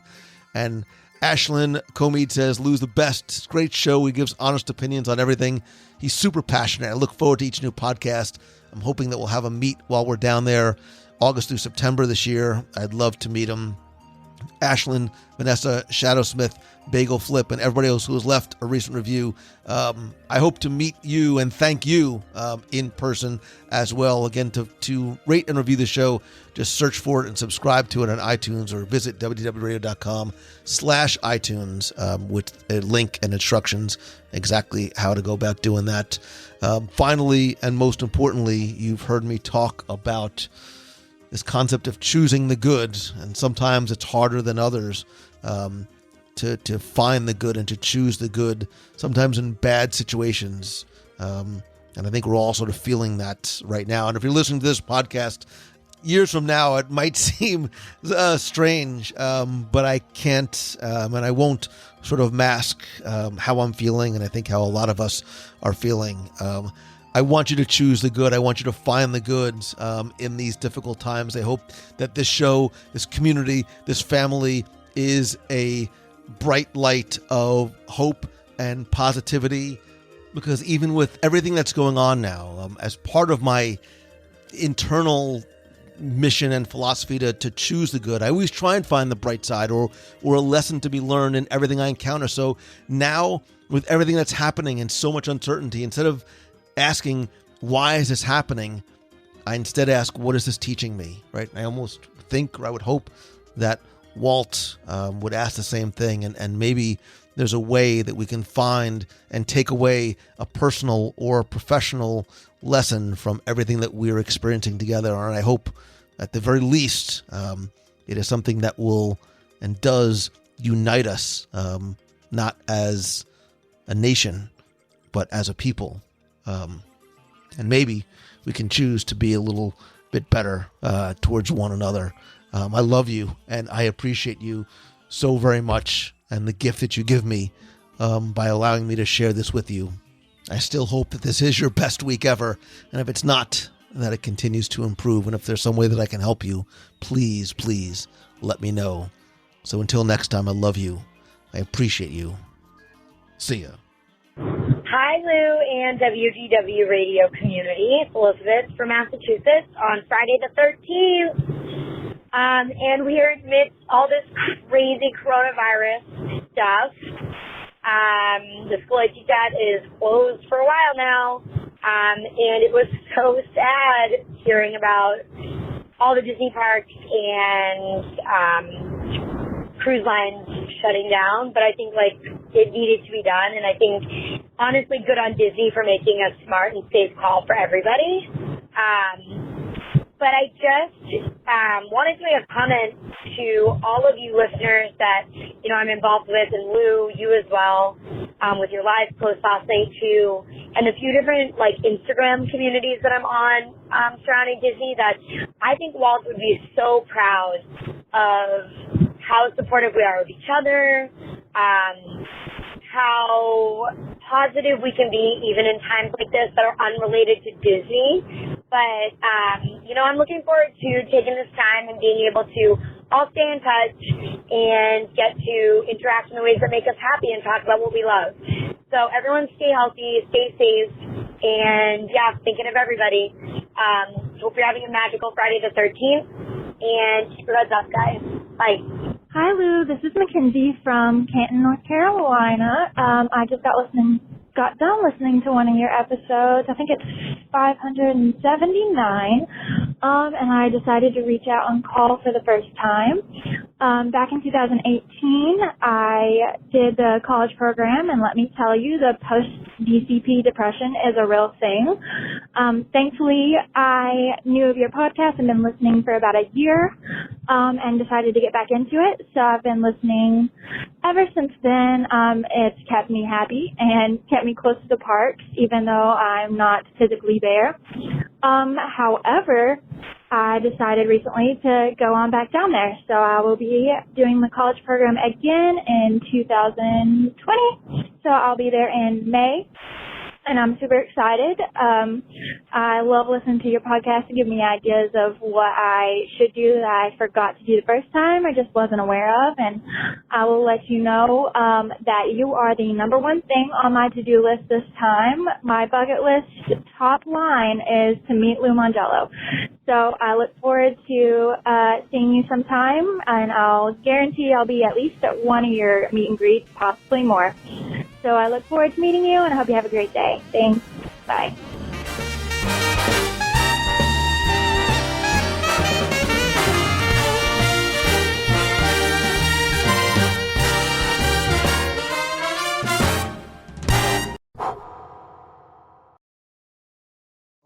I know that you know the song, but I'm going to play it to begin with, just the way we wrote it, just for a change, you know. When you think of what's going on in the world today, and how people are mistreating each other, and terrible things are happening, it's a good thing to think about the fact that it's a small world, you know.